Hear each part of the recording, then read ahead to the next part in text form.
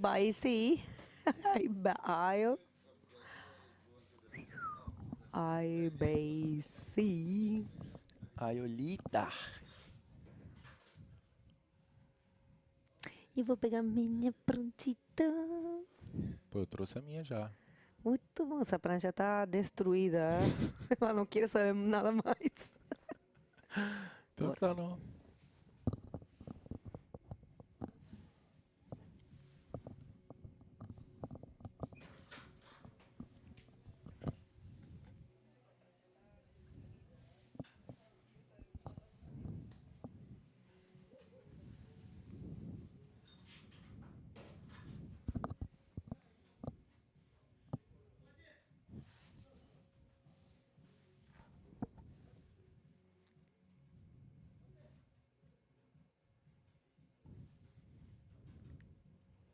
Good morning, ladies and gentlemen. The final moment has arrived. Today is the third and last day for the 2025 Taghazout Bay Morocco Pro on the Junior Man Rising Series event. So we have good conditions in the water. The swell picked up. We have only 4 heats for the quarterfinal for now to start this round, and it's looking so good. Good morning, Bago. Good morning, Lucas. And yeah, we are more than excited. It's the first ever Rising Series Junior Man event that we have this year. And we are looking forward to see who's going to keep this crown, if you might.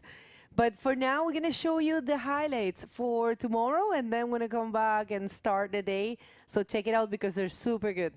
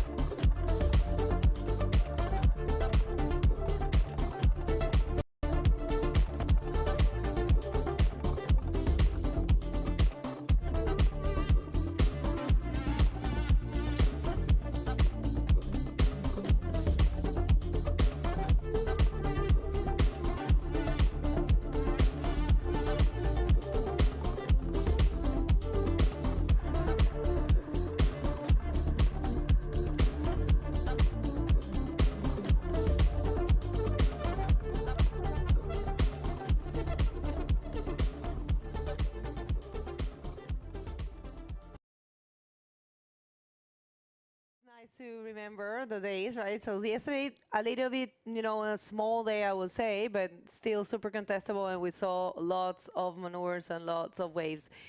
We're gonna show you right now the water because it's picked up.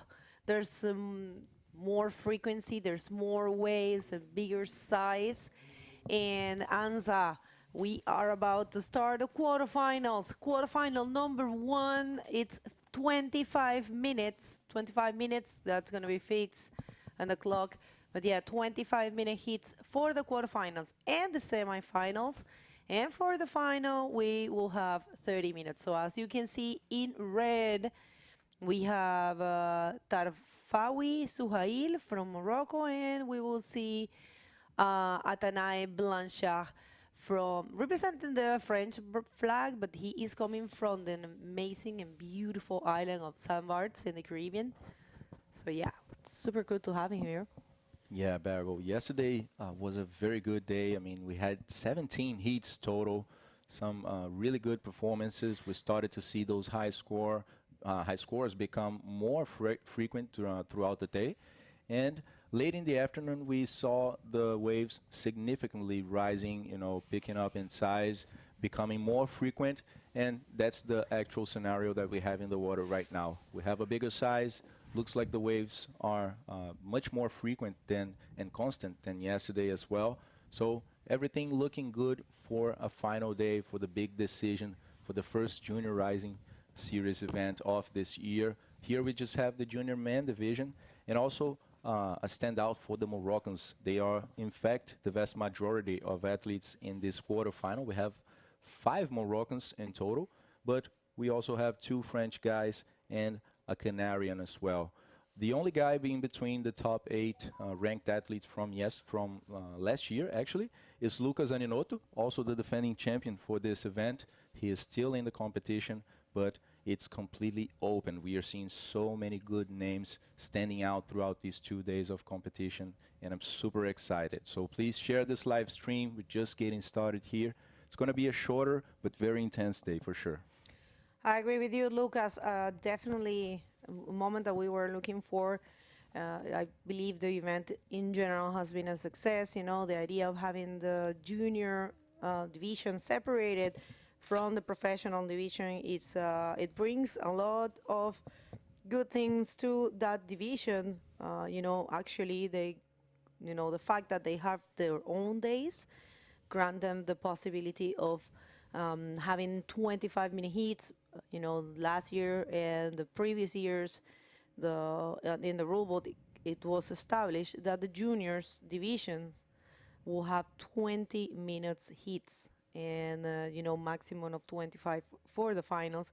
And now they're getting the same format as the professionals, so 25-minute heats, no limit of waves, no wave limit, which is super cool, especially in conditions like this, especially in beach breaks, you know, that you can usually riders takes a lot of waves, you know, and left and right, so it's super comfortable. And also one thing that I believe it's really really making a difference is the fact that they have man-o-man since round of 16, and they will be also getting some prize money from that round. So I am enjoying this format a lot. Yeah, I'm sure that they are enjoying as well from the feedback that we have been hearing from the interviews that the guys have been giving as well. So basically it's just an event just for them, right? It's an event particularly for the juniors.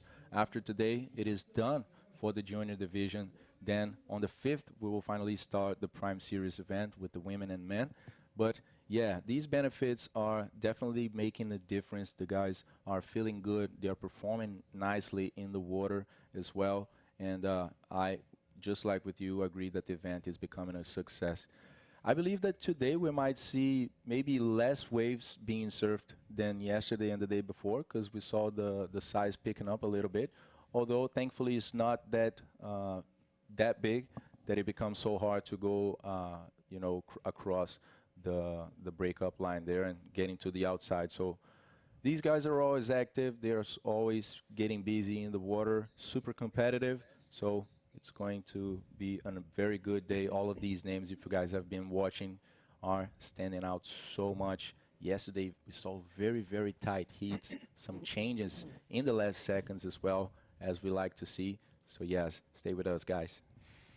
All right, if you're just getting here, this hasn't started yet. We are in quarterfinal number 1, and in the water we have 1 Moroccan rider, Tarfawi Souhail, and Atanae Blanchard from France. So heat is starting. We are going to see right there, you have it, thank you, director, 25 minutes for these 2 riders with better conditions today. And if you're just getting here, please share this live streaming. Let the world know we're here.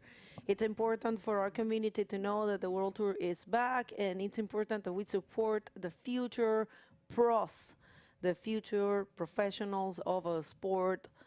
These names, you're gonna see them for sure in the you know, in the major events of bodyboarding, or probably, you know, in their social medias.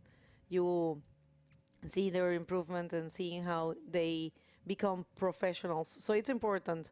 Share the live feed, and we count on that.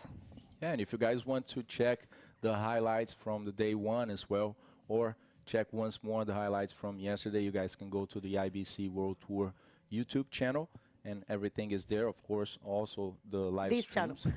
This channel is because sometimes people are watching from the website, so that's why I mentioned the IBC YouTube channel. Sometimes they're watching from somewhere else. But yeah, in the meantime, while we are still waiting for these guys to heat up the engines, why not to go over the 4 heats? Let's just mention those names that you guys are about to see next. We have Lucas Aninotto facing El Mutawakil Adam. These two guys, I mean, nothing to say about them, surfing so well. Heat number 3 is going to be between El Garbawi Yunus and Isiki Youssef. Isiki's interview yesterday was amazing. I was seeing a very confident guy, you know, fully motivated as well.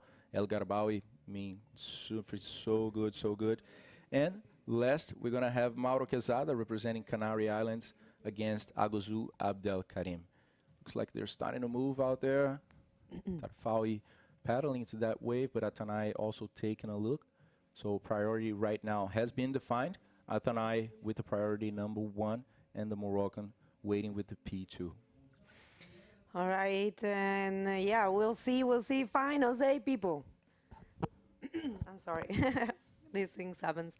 Finals day, so expected, and we are just seeing a couple people get into the live feed, so help us spread the word. Come on, connect. You know, cost 0. You can follow the IBC World Tour and subscribe to this YouTube channel. It will be very good for the sport to have, you know, the numbers. It is important these days, you know. It's all measured by numbers. So, right, no takers, no waves as of yet. Maybe they're waiting. You know, when we got here, and you were super smart that you brought your board, because I think there's going to be a nice surf. When we got here, we saw some pretty cool waves. And we actually, you were saying actually, do you think that the sets are 6 foot? You said, okay. Yeah, maybe 5 to 6 sometimes. I think most 6 wouldn't go over that. But yeah, maybe some big sets. You know, the period is kind of high today. So we are seeing period topping 17 seconds. That's big, yeah. At 10 p.m., which is about 1 hour from now. So the tide's still, I would say, mid-tide. So yeah, maybe sometimes heats come significantly higher than the average waves that we are seeing. So why not maybe 5 to 6?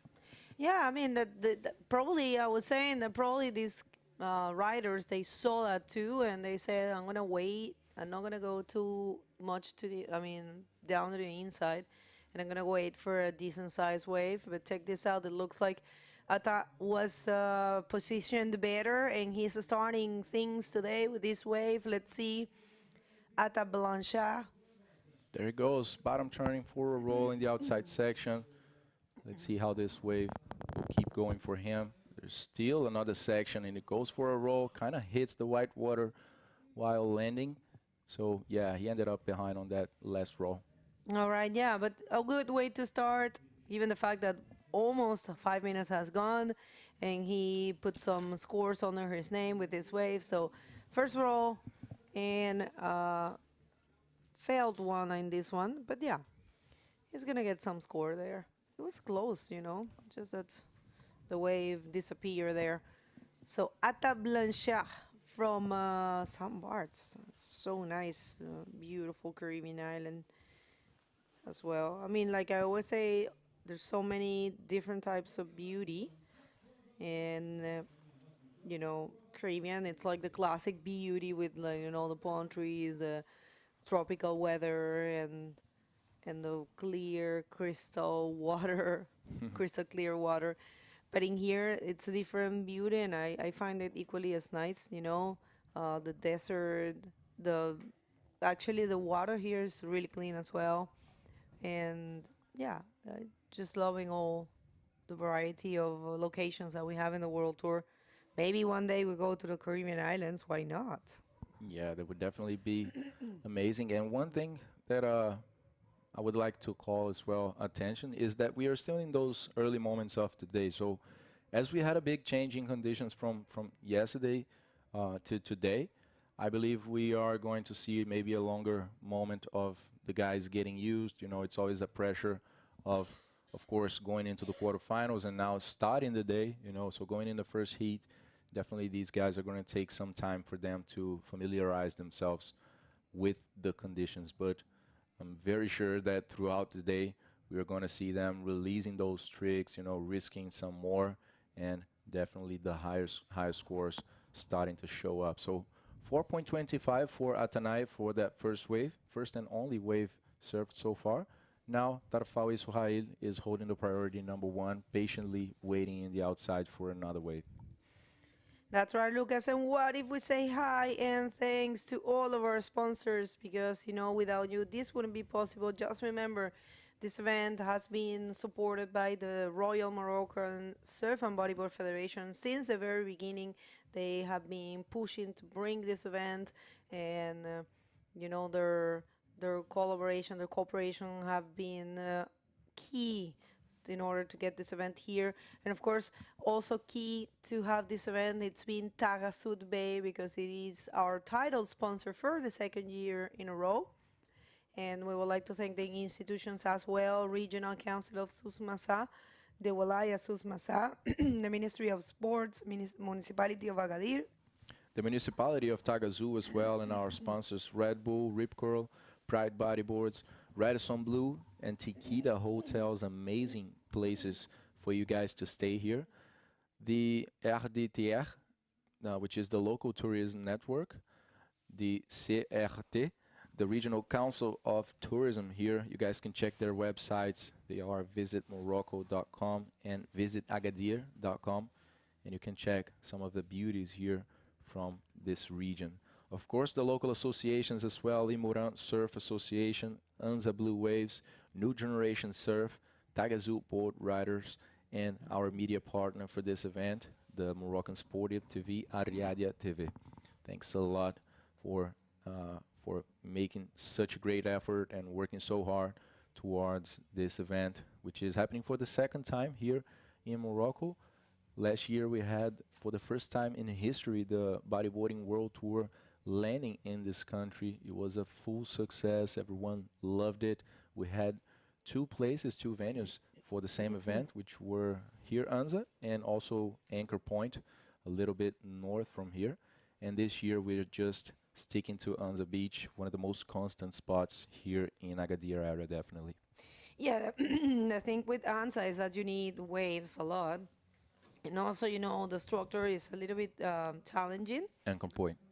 I'm sorry, at one point. You're right. Sorry, my bad. All right, so first wave, it's 4.25 for Ata. Very smart to get that wave. I think the riders are doing what we were saying. You know, they're waiting for the best waves. They know the waves are there, so they don't want to take any of the small ones. But all right, we already have 10 minutes, so I would say start putting some scores, start taking some mid-range waves, you know, so you can build your situation, because you don't want to be left without scores there. In the case of Tarfawi Suhail, 10 minutes has gone and he hasn't taken any wave.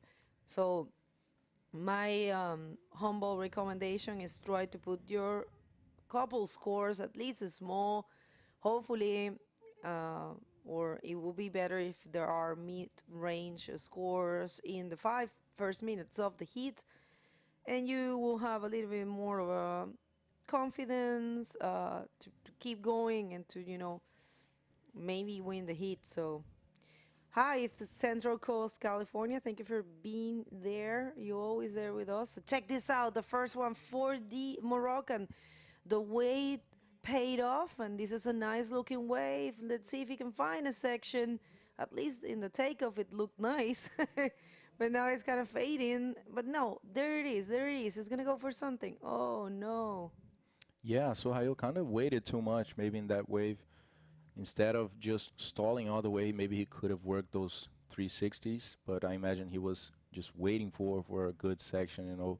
I think a good thing to do in these first heat of the day is just, you know, trying to get some movement out there, maybe get a quick first wave to kind of unfrost, you know, after you get to the outside, because otherwise you can spend maybe like 10 minutes like Sohail, and not finding a wave after all, and then you have very few time to react. That is exactly what I was saying. I mean, it's just um, we understand you want to broadcast the best of yourself during a world tour event, but hey, it's only 10 minutes what you have left, and you have to put some scores under your belt. Otherwise, the other rider will win with also, small scores. Situation right now, it's super easy for both of them to advance to the semifinal. And just remember how important is that stage, because regardless of what happened, you already have a podium, and you know how it is in your CVs and your resumes.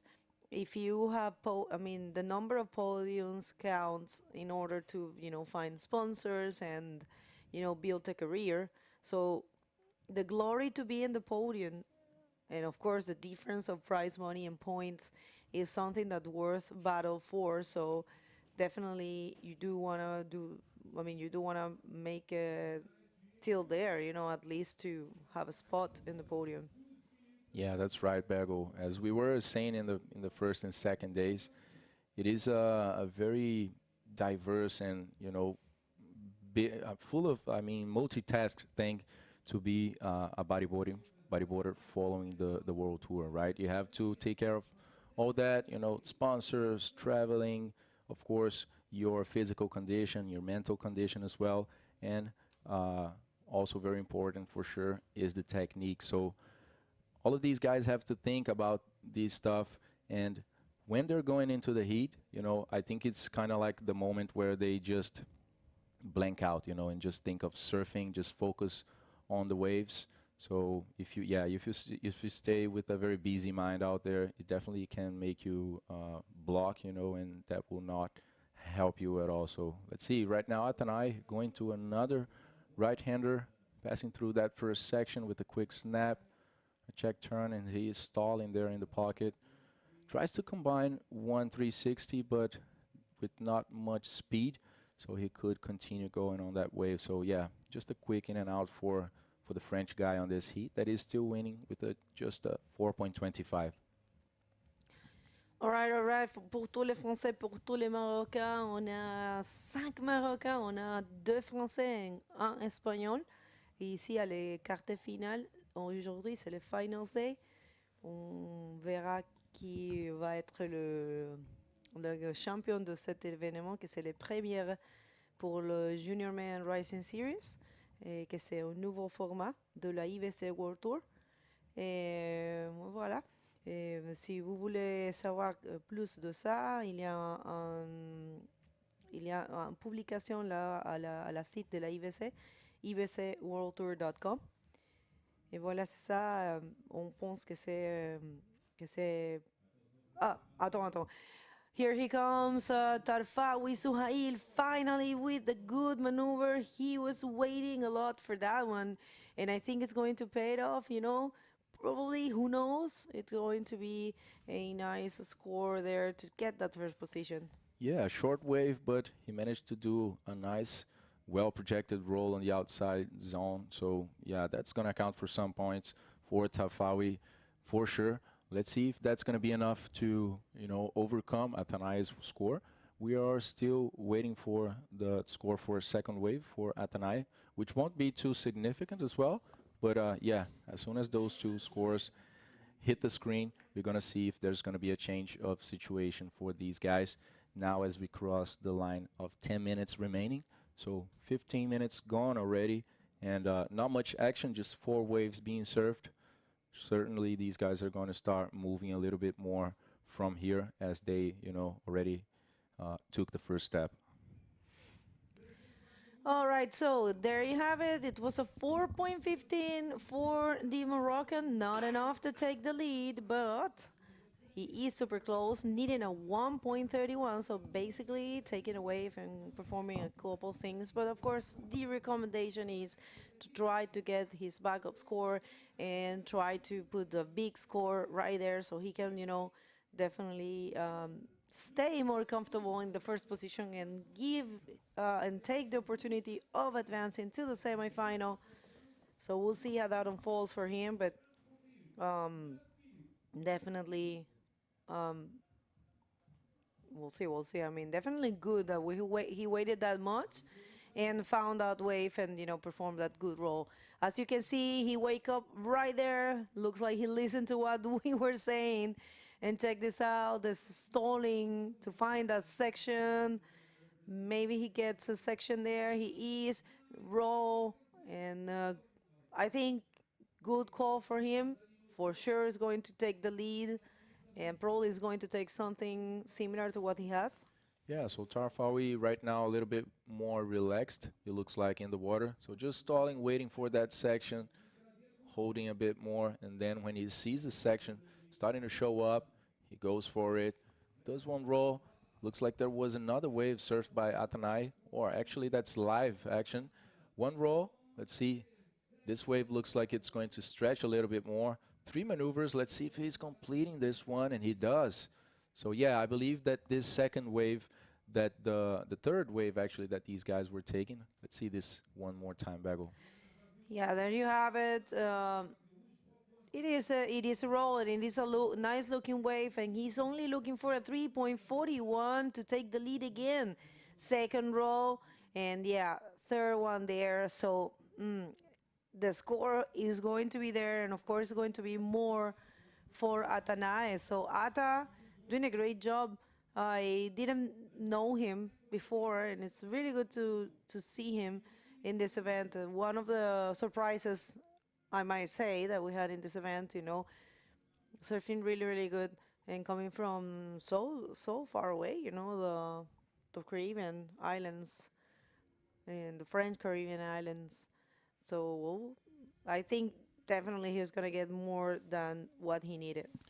Yeah, Bagel, score-wise, the situation that we were seeing is that they had very similar scores. You see a 415 for Tarfawi and a 425 for Atanai, and their backups were like 1 point, 1.2 as well. So what's happening is that this third wave for them is the one that is really going to decide, and we see a 4.7 for Atanai, while Tarfawi only got a 3.5 with that wave where he did one roll. So Atanai is starting to jump in front and put some difficult to Tarfawi right now, put some distance in between them, leaving the Moroccan in need of a 4.81.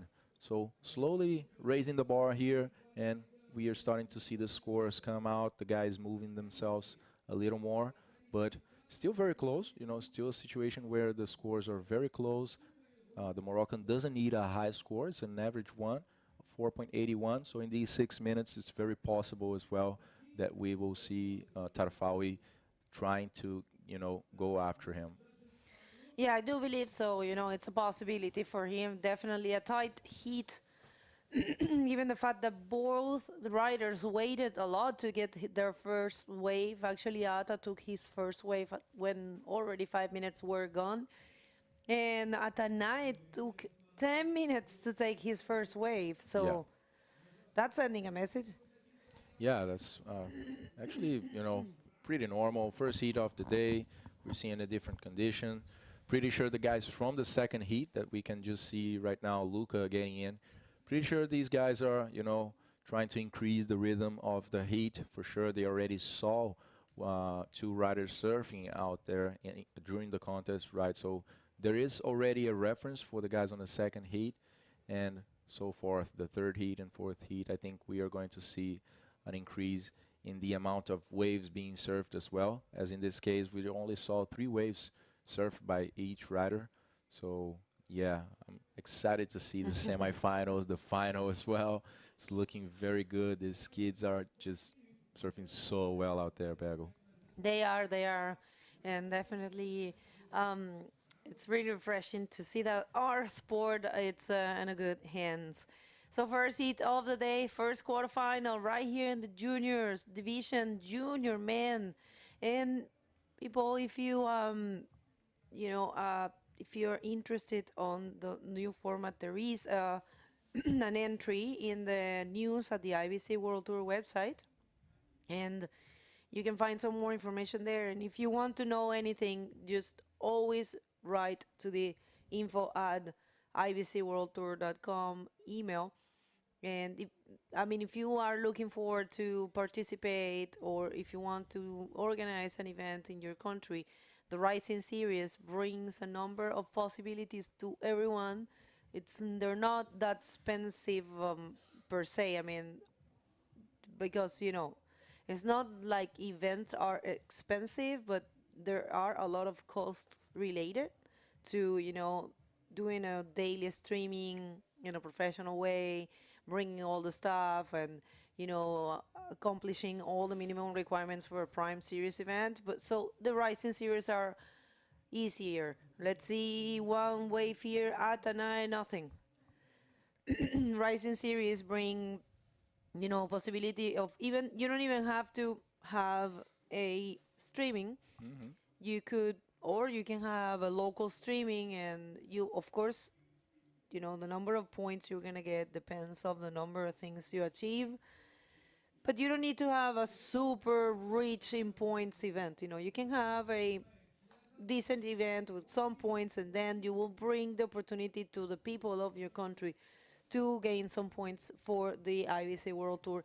And for you to know, the junior man and the junior woman um, possibilities of organizing events is not closed. It's not the same as the Prime Series. Prime Series, the calendar is what you see in the IBC World Tour. It's closed, but for the thank you, director. As you can see, this one right here is the official calendar that we have now for the men and women division. And check this out, a wave.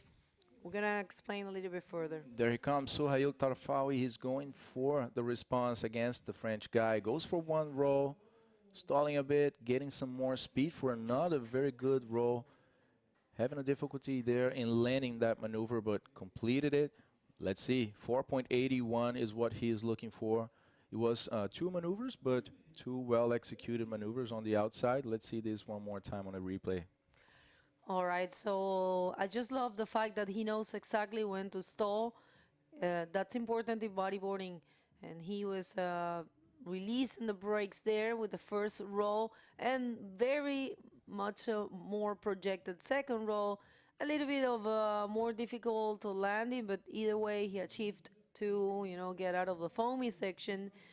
And I dare to say he's going to get back the first position. He's only looking for a 4.81, and that was actually a decent size wave and two maneuvers performed. So scores are about to drop, and it's a 6.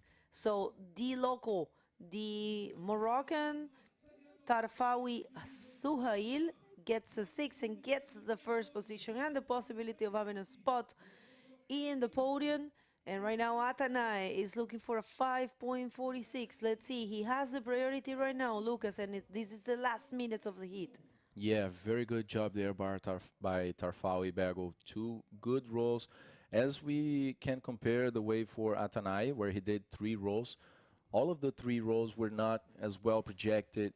He didn't take off as much as Tarfawi did on those 2 rolls in this last wave. So I think it's a well-deserved score of 6 points, making total difference for him, putting Atanay in a very tough situation with only 30 seconds right now to respond and find a 5.46, and there he goes.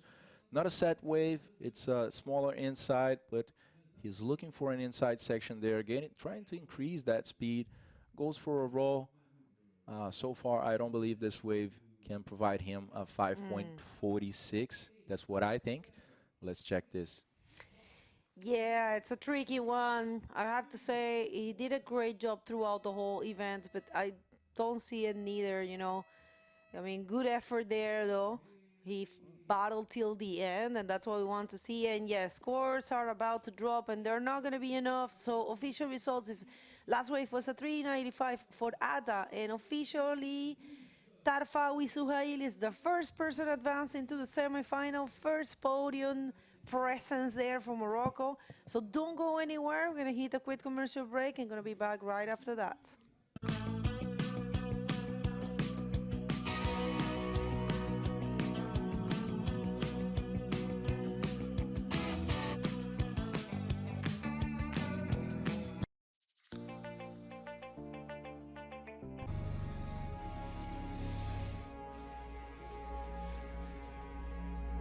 The most beautiful stories start with an encounter.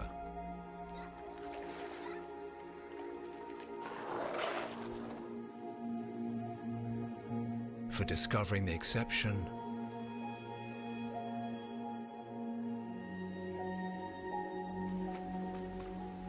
living the exception.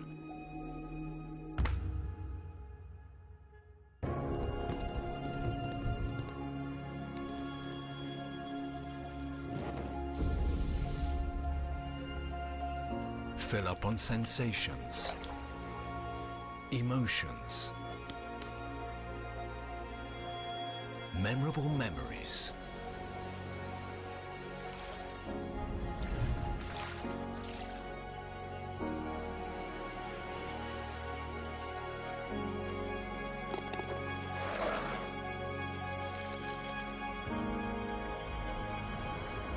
Taghazout Bay. Meet, leave, enjoy.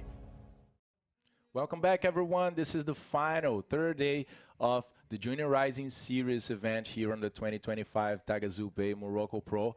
And we already have a semi-finalist. It is a Moroccan, Tarfawi Sohail, on the first heat of the day, just granted his space on the podium.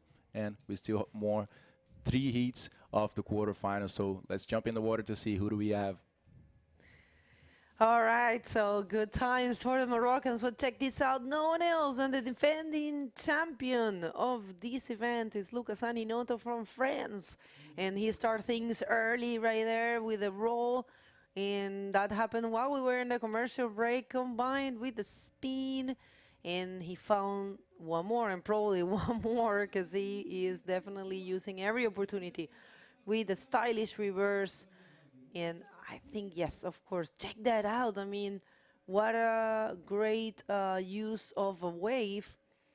Lucas starting things very well, doing probably what, you know, we didn't see in the previous wave. But like you said, it's so hard to be the first hit of the day, not having any references, not knowing what's going on in there. So, and it's so good for the other hit, for the next hit, to watch from the beach, you know, with your rash guard on, and watch what's happening in there and assessing what you're going to do and, you know, what you're not going to do. And I think that's why Luca took that first wave. 6 points for the defending champion, but he is facing a super strong contender. It's El Mutawakil Adam. He served really good yesterday, and he's not going to put it easy for Luca, I'm telling you. For sure, Bago. I think it's a good point. You know, in the first heat, we saw the guys waiting too much, you know, to surf those waves. And when they did, they were stalling for whole sections, you know. And now we can see the example of Luca getting in the water and quickly surfing the first wave, not stalling too much, but instead connecting maneuvers and spins in those gaps and filling those gaps. And we can see that translated into his score, starting with a 6-point ride. A very good job done by the French guy. But pretty sure El Mutawakil is going also to respond pretty quickly, as we're still waiting for him to surf his first wave. But yeah, very good start for this second heat. Yeah, for sure, definitely. I mean, that's what it's one of the benefits of not being the first heat. It's really annoying. You're like out there and you don't know any. And there was like no free surfers when we got here. It was super cold. I mean, there was a few, but I think they were surfing a little bit further down. And first wave here for the Moroccan, choosing those lefts. We'll see, aiming for a roll. Of course, he is landing that one. Lost a little bit the control of his backhand, but gained it again. And nice. Yeah, basically a closed out, but he managed to get a lot of speed there to hit that section, as you guys can see. Kind of losing the grip off the rail there, but actually fastly recovering it. So complete maneuver for the Moroccan guy. We're still waiting on that score. It was just one maneuver, a shorter wave, but a stronger trick as well. So let's see how that will be aside with the 6-point ride that Lucas Aninoto already found. As the French is still waiting with the priority, you guys can see some sets sweeping Luca out there in the outside. That's what I was talking about when I talk about the period, you know, the high period. Sometimes brings some big sets, you know, not like the average waves that we are seeing here, maybe of 3 foot, you know. So yeah, it's hard to also get in position for these waves. They usually break very far away from the outside where the guys are located. But yeah, 5 minutes on this heat. It was a 4.5 for El Mutawakil Adam to try and keep up with Lucas Zaninoto, but he's still missing a 1.51 to get that first position. All right, so we're waiting for the score. It's actually there, waiting to be shown in your screen for you. Let's wave. The first for El Mutawakil was a 4.5. So not enough to take the lead, but he is only starting his campaign. This is only starting, people. Remember, 25 mini heats, and we will see a lot of changes, I believe, for all these riders. I think it's gonna be very intense today. So quarterfinals right now. We are in the last stages of this first ever Junior Man Rising Series event, and here comes Lucas Zaninoto. We'll see in a nice looking left round and projected big roll there for the French defending champion of this event. And that will be a nice backup score. As you can see, he chose properly, kept the middle line, and it was enough for him to allow him to find the good and projected section to perform that role. So I believe he was super smart to do so. Sometimes you don't need more than one very good maneuver. You know, you don't have to do 1,000 maneuvers, because in bodyboarding and in competition, it's more about quality than quantity. So if you have quality of maneuvers, you can get, you know, the scores right there. Sometimes we see with one single maneuver, you see a, you know, nice score. So we'll see. It's coming around the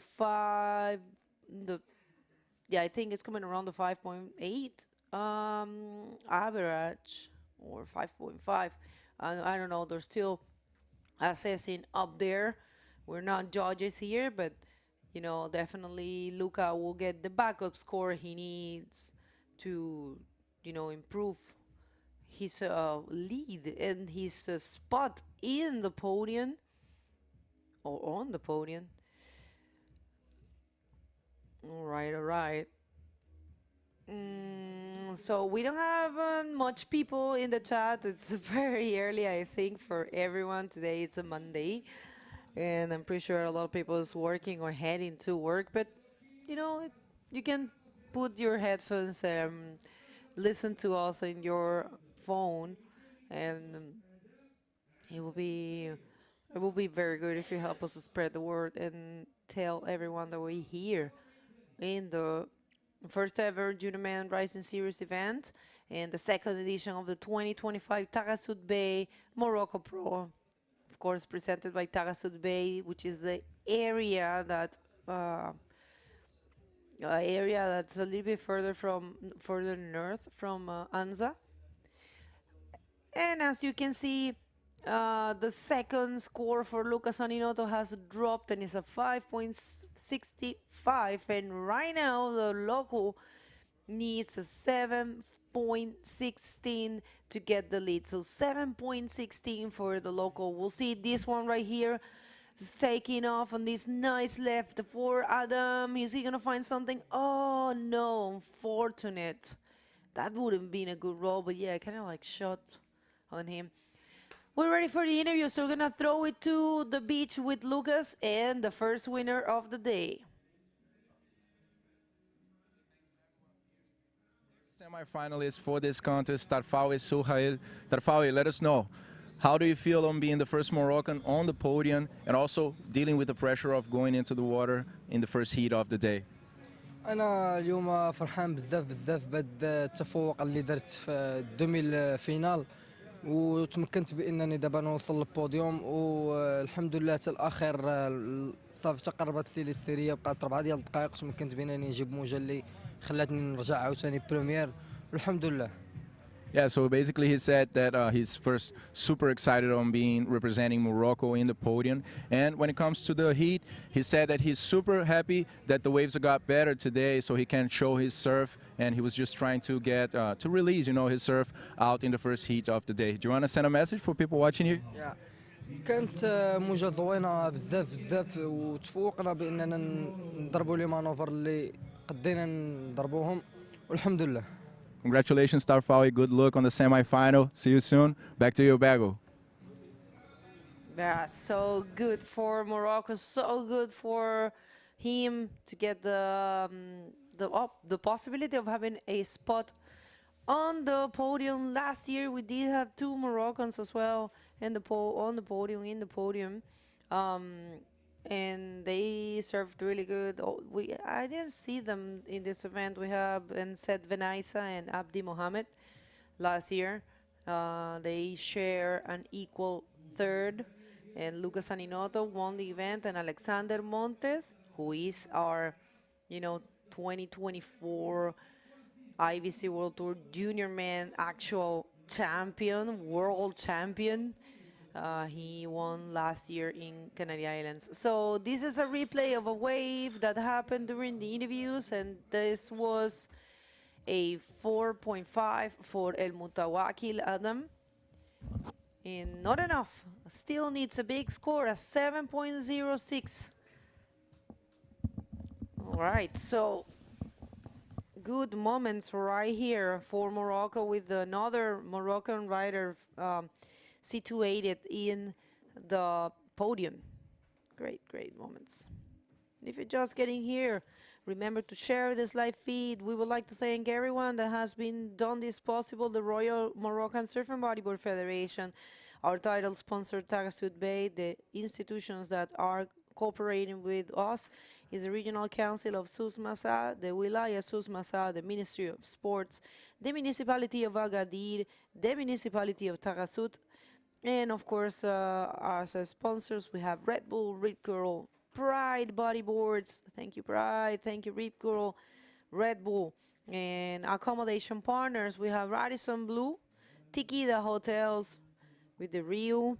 And we also have RDTR, which is the local tourism network. They are promoting the website Visit Rural Morocco. It's cool that they are doing that because the rural area of Morocco is super cool. It's super different from, the classic tourism. So go ahead and check the website. It's got a bunch of interesting things as well as the visitmorocco.com. And also the Regional Council of Tourism, the CRT, they have their own website as well, which is Visit Agadir. And the local associations, Imuran Surf Association, Anza Blue Waves, New Generation Surf, and Taghazout Board Riders. And of course, Aradia TV, the Moroccan Sportive TV. Thank you so much. That's it, and I see that Luca has been starting to heat it up, and El Mutawakil now needs a 7.06. It's the toughest situation we have seen so far. We didn't see this the score so high like this in the first heat. So yeah, we can see definitely the guys are getting better and better out there, and El Mutawakil getting into a more complicated situation, which definitely he can come out of with a 7.06. We saw these guys finding scores higher than that in the previous days as well. So today, with good conditions here, with some more significant size and some opportunities for them to do some expressive moves out there, I'm pretty sure there is a big possibility of the Moroccan guy also responding in a good way for Lucas Aninotto. All right, so 10 minutes and 30 seconds to go in this heat. And, yep. Wait a second. I'm sorry, I was distracted plugging the scores board, the scores tablet that we have here. We would like to thank everyone also behind the scenes and the organization working for the Royal Moroccan Surf and Bodyboard Federation, Si Mohamed, Amin, they have been pushing this event. Hafid, Hafid Idouche is, part of the Imurang Surf Club and cousin of Brahim. And of course, Brahim, he did his part to bring this event here and connect the IBC, couple of years ago. So yeah, and the staff, such a good people, Wadi, the Hafid as well, and many, many great people that sorry that for not mentioning everyone, but a lot of people, it's working behind the scenes and everyone, it's with a smile. The ladies that cook for us every day, we have a tent here with homemade food every day, and every day there's it's like a buffet, and it's made by ladies that live right here in Anza. From the Anza Blue Waves Association, actually. From the Very, Anza very Blue Waves. good. It's so good. So thank you everyone. A Ooh, wave. Looks like a expressive wave there for Adam. Goes for a roll right on the takeoff with some good size and pressure. Also on the landing, a short wave. Let's see, he needs a 7.06. It's a lot, Bego, no? It is a lot, but that was a nice roll. He needs to start changing those scores. I mean, it's either he goes for a big move, probably, on a close-out big invert, or, big flip or something. He will have to do something like that. Luca was super wise to get that 6 at, the first minutes of the heat. He worked his wave very well, and think it was like 6 maneuvers in the first wave and 6 good maneuvers, because I always remember, you guys remind you, I'm sorry, that it's not quantity, it's quality. But also, if a rider gets a wave and use it perfectly, the judges are they take that into consideration. They enjoy or appreciate the good use of a wave, and that's what's happened with Lucas. He completely destroyed the wave. He didn't left any space for. It's not like we say oh, he could have done something else there. No, he used the whole area. Yeah, Bego, I think it's a good point, and I believe the ideal thing would be balancing, quantity and the quality as well. For this condition specifically, I imagine that, doing 1 or maybe 2 expressive maneuvers on the outside zone, and then trying to combine more maneuvers and maybe spins going all the way to the inside, that will definitely pay out very well, because the quantity also will add some points. Doing more maneuvers will add some points to that particular wave, but it's not just the quantity, right? You got to have an expressive maneuver, preferably executed on the far outside zone, that will account for more points, and then you can build the score throughout the wave, adding more maneuvers and filling the gaps, and of course trying to close that wave out with a projective maneuver. I think that's the ideal way to really reach those high scores of more than 7, 8 points. That's what I believe for today. But as you said, if you do a backflip on the outside, a very strong, different maneuver, showing a range of maneuvers, I think that also can give a good score. Just like we saw Mauro Quesada yesterday. Mauro is going on the last quarterfinal, and right in the late afternoon yesterday, Mauro found a 8.5, the highest score of the competition, with a backflip on the outside. So yeah, everything is possible. These guys just come up with very unexpected stuff, and we love to see it. 5 minutes and 50 seconds remaining. We are seeing the guys from the next heat already getting into the water and getting ready for the action. All right, so it looks like Luca is super comfortable there. I mean, El Mutawakil got some more better score, but still looking for a high score. It's a 6.86 what he needs. So we'll see if he can find it. Definitely, he's a fighter. He's a warrior of bodyboarding, so he can find that. I think he is choosing those lefts, and we'll see. Check that out. Like you said, probably a 5-footer there, maybe 4. Nice. I knew he was gonna try to do something different, but not able to complete. Yeah, he was kind of far, too far up actually in that wave, and it didn't provide that section that could really launch him to the front of that white water. So yeah, not being able to complete that, but definitely showing what he wants to do in these last minutes of the heat. You know, to go over those 6 points, he definitely needs to do something different, you know, or maybe a very expressive maneuver. But let's see Adam pedaling on that one. He didn't like that he couldn't enter that wave for sure. He's looking for the one after it. And yeah, as clock is taken away, the pressure starts rising on these guys' mind. And for sure that Adam wants to answer as quick as he can as he is out there just holding that priority. It looks like there's a wave incoming. Let's see if Adam will be in position for this one. All right.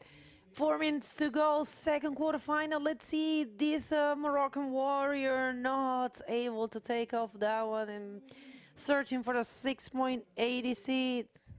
It seems like he's just looking at those lefts, you know, Bago, by the way he was pedaling on that wave. Yeah, now he found it actually. Just goes for the ARS, completes the maneuver. He knows he has to do something different, kind of lost the grip of his board and finished and complete that maneuver with the tail of the board in front of him. So let's see this once more. Not the most fluid ARS, kind of got a little stuck in the foam. On his last wave, he got a 4.8 with that roll. So let's see what this ARS will give him. What he needs is a 6.86. All right, Luca right there. Of course, showing the world that he can do more than combos, more than rollos and spins. We know that for sure. Nice looking one, you know, and he's got a technique, and that's the technique of someone that's surfing strong beach breaks. You know, I've seen there's a huge difference of knowing how to land a backflip with an ARS and a closeout section. And you know, Tristan, for example, he comes also from a very powerful and closing out beach break, and that's why he gets those. He has those backflips perfectly locked in. It's super hard, you know that yourself, to Yeah, land. definitely harder than hitting it in the pocket, right? In the face of the wave, which kind of turns you automatically, you know, makes you finish that rotation. But in the white water, it becomes much harder. But we could see, I'm talking by what I see here. Of course, the judges will give that score. That Lucas ARS, I think it was a bit cleaner, but he didn't get too projected far up. You know, he didn't project it too far up. He couldn't really take off on that wave. So it was not too high, but I would say it was a cleaner completion. Let's see how the judges will compare these two waves, because of course at this point they are also taking this into account. All right, around 1 minute and 50 seconds, people. Could the local rider El Mutawakil Adam change the situation? I don't know. 5.25 is what he needs. He got a 6.5. Oh, intense moments right now for Luca. There is a possibility for El Mutawakil. He's got the priority, you know, he's got the priority now. Maybe he can get that score. You know, a 5.26 is a doable score. Although, Lucas, I don't see many waves on the horizon. And this is the last minute. Wow, intense moments for Morocco, intense moments for France. We don't know what's going to happen. And Luca is going away from him. And I'm telling you, Luca is thinking right now, all that I can do is try to get a higher score, try to see if I can change that 5.75 and, you know, solidify my first position, because he is in danger, you know? Yeah, Bago. Luca managed to increase his second score by 0.10 with that last wave. He got a 5.75 that he changed his backup score, which was 5.65, but also the Moroccan found a 6.5. So yeah, they're very close to each other. Just 30 seconds. Looks like there are a few waves hitting the line up there. Let's see if anybody's going to be in position. The guys are just getting those waves on the head right now, but maybe there will be a leftover in these last 15 seconds for the Moroccan rider to respond to that, because he has the priority #1, so he can answer, but the clock is ticking away, Bago, 5 seconds, and it looks like Lucas Zaninoto is the next semifinalist. That's it. Yeah, it's a sealed deal. It was dangerous. I have to say huge congratulations to El Mutawaki Ladam for his battle. And check that out. He's going to go and shake hands with Lucas. I'm sorry, with Luca. That's what a great rider do, a professional rider. So very good heat we had. Congratulations to both of them. We're going to hit a quick commercial break and going to come back right after that. Les plus belles histoires commencent par une rencontre.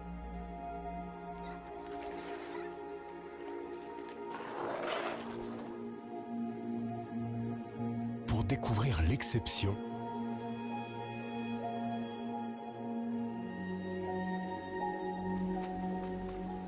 vivre l'exception.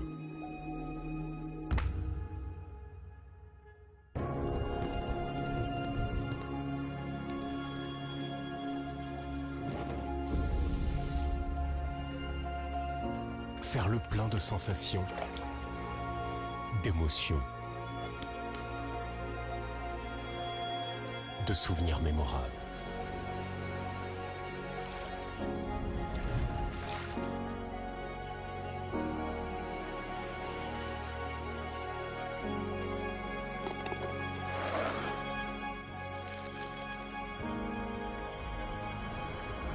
Taghazout Bay, meet, live, enjoy.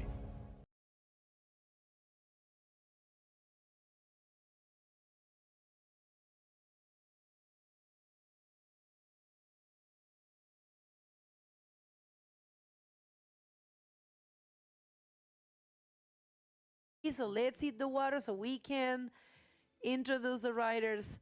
Right, Lucas, it's been great. We do have the first semifinals ready, so let's see who is going to join the second semifinal. Let's go to the water. Yeah, in this heat we have 2 Moroccans. So please, director, let's show these riders right now in the water. I believe the heat has already started. We're gonna be seeing Isiki Youssef on the yellow jersey. I'm sorry, guys, and El Garabawi Younes wearing the red jersey. So full Moroccan heat, full Moroccan affair, and it's looking good because these riders are looking very confident. They're coming very strong from the previous round, and there we go. Red jersey already on the wave, bottom turns, but didn't see much future on this one. Probably it was just trying to start, quick paced, but didn't see much on that first one. Yeah, I mean, sometimes it's like that, but it's good that they are, being active. I think all of them watched the first heat and said, all right, that's not going to happen to me. I'm going to take a lot of waves. I'm going to be active. And Iziki already has his first wave. It's a 3.5. And the small one that El Garbawi took, it was a 0.75. I was interviewing him yesterday. Super tall. Have you seen him, El Garbawi? Yeah. He's super tall. A big guy. Very cool guy. He speaks English, though. It's great to see that, so many languages they speak here because they have their Moroccan Arabic, they have the Berber, they have the French, and some of them speak English. So, it's part of in Europe, you find a lot of people that in Europe, and of course, right, we're in front of Europe, so we're in Africa, but I'm saying in this side of the world, we find people, a lot of people speak so many languages, In our side of the world, it's like your language in English sometimes. Sometimes. Yeah, and I find it so nice how they are always, transitioning from one language to the other. Like here in the contest, at least, there are people from all over, right? But even between themselves, they just transition between one language and answering the other, and then it's just, wow, it's just very impressive, actually. Different, at least, from us that usually speak one language, as you said, in our part of the world, or maybe 2. But yeah, 21 minutes and a half right now, the situation is Siki Youssef on the yellow jersey is jumping in front with a 3.5, only one wave surfed by each rider so far, and El Garabawi only with a 0.75, that in and out that you guys just saw. Next heat is going to be the last quarterfinal, guys. We're going to see Mauro Quezada facing Aguzu Abdel Karim from Morocco. Of course, Mauro is a Canarian rider coming from Galdar, El Fronton. And there you guys can check the beautiful structure here. Big improvement, I would say, in this contest from last year to 2025. Definitely was the structure, the Royal Moroccan Surf and Bodyboard Federation acquiring some containers. Very nice. But check this out. El Garbawi goes for a roll, but just projecting it too far up and not being able to maintain that line. Yeah, I mean, you can tell he really wants it. That was nice, actually, and we love those projected and super powerful rolls, but not able to complete it. Yeah, he kind of anticipated that section, so it was not possible for him to really complete. Sometimes the anxiety, you know, of just performing and doing tricks and trying to release your surf, you know, that, I mean, all of these guys surf so well. Sometimes we see them kind of locked in the heat, not really showing it, but it's part of the game, guys. You have to do with all of the stress, the anxiety, you know, taking care of positioning. Sometimes you go to another place and then even a difference in the water temperature, you know, the cold and this type of things can also play a role in not letting you really, you know, let that surf out. So it's a very expressing experience going in a heat, you know. So yeah, so looks like Bego is getting that interview. We're gonna be seeing Lucas Zaninoto, who is the defending champion of the 2024 Taghazout Bay Morocco Pro. I hear that Bego is getting ready out there to take some info out of Lucas. So please, Bego, let us know.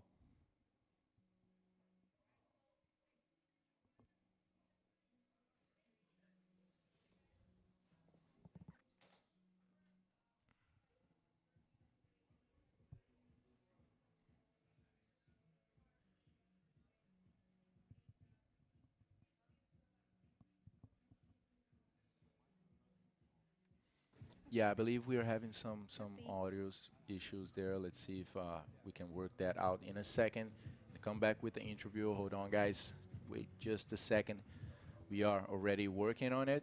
So yeah, looks like it is fixed right now. So please, Bago. All right, so Luca Saninoto, second semifinalist and defending champion of this event. Luca, I think you were watching the first heat and saw that they were waiting too much to take the first wave. You were super smart, got that first wave at 6, and then your backup score, so how that felt? I'm very happy to win this heat and accept the semi-final for the second time consecutive. The wave was very good. Not big, but very clean and good and power. I'm very happy to take 6 points in my first wave and take 1 and 5.6 in my second wave for my backup score. My adversary is very hot.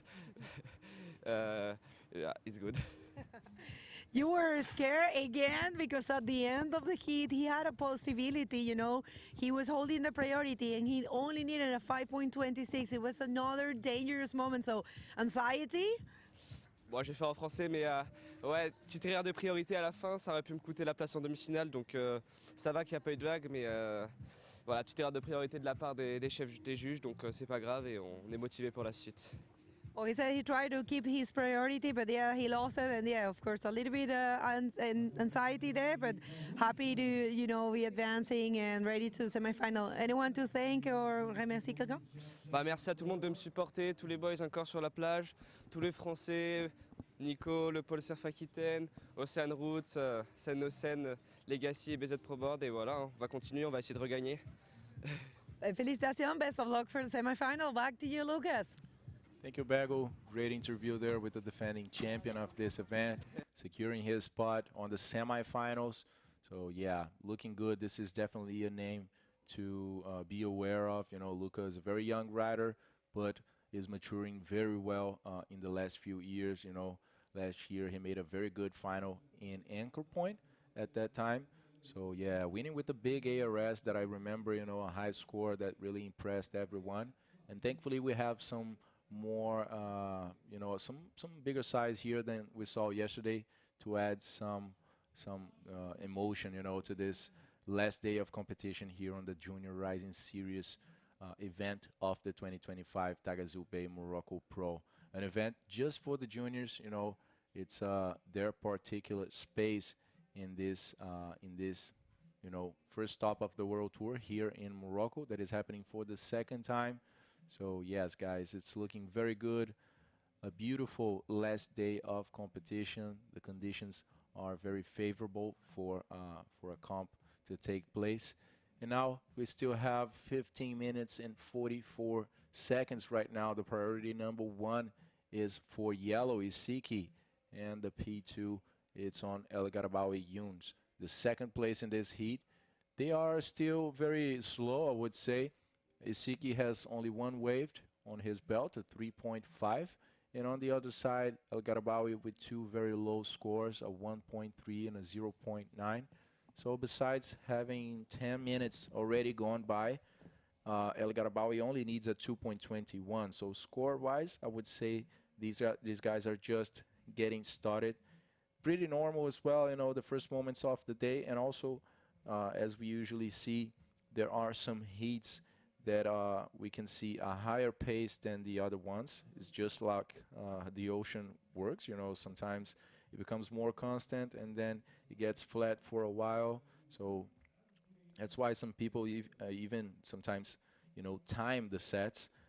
Usually some competitors, you know, they just stand looking and really like clocking and timing the sets to have an idea of how much they can wait, how many sets they will have a chance to serve in their heats. So yeah, sometimes we see them coming more frequently, but sometimes they get a little flat. But 14 minutes and 20 seconds, pretty sure these guys will be picking up those scores pretty soon. But in the meantime, let's thank our sponsors for this event. Thanks a lot to the Royal Moroccan Surf and Bodyboard Federation for making a huge effort into turning this event a reality for the second time. Thanks to Taghazout Bay, our title sponsor for this event, the Regional Council of Sus Massa, Wilaya Sus Massa, the Ministry of Sports and the municipalities of Agadir and Taghazout. Thanks, of course.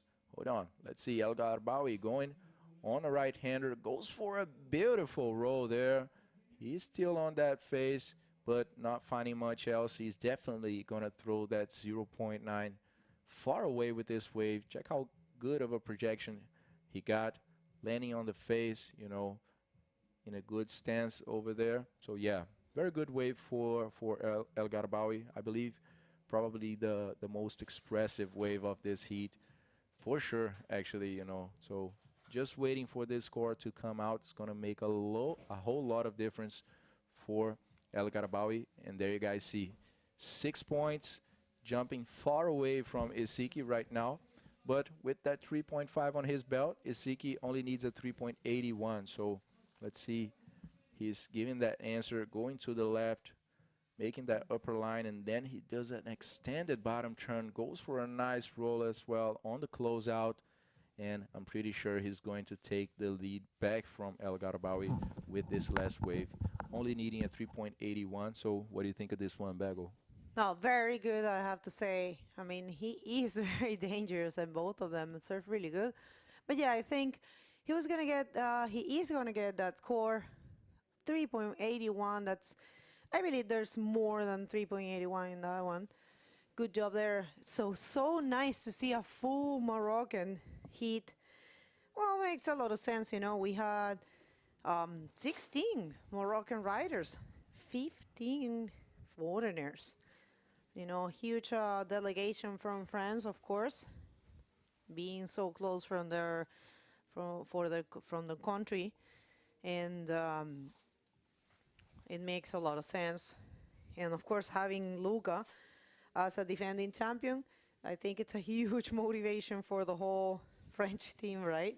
Yeah, Bago, I actually said that yesterday. The French school is just one of the strongest for sure. The guys are present in all the divisions. You know, they have so many generations with good riders. We have Etan Capdeville, we have Maxime Castillo also on the main division. Yon Aymar, who's also on the top 16. You know, we Jan have Jan Salon. Salon. We have so many guys, and on the younger divisions, we have as well Louis Ferri, as you said, Lucas Saninoto. So these guys are coming super strong, and definitely marking their names on the history of the sport. And Luca, as you said, getting closer to another good result here in Morocco, already securing a podium. Coming from defending the event win, right? So very good campaign by the French, but definitely the Moroccan also are getting super strong. From last year to this year, we saw many Moroccans last year actually advancing to the most to the final rounds, but this year they come in bigger number for sure. We are seeing 5 Moroccans coming to the quarterfinal out of 8 total athletes. So yeah, definitely increasing their level of competition. Oh, and I'm telling you, we have different names from last year, which is super refreshing. Just thinking that every year the number of competitors rise and rise. It means that bodyboarding, oh, all right. So a wave here, I'm sorry.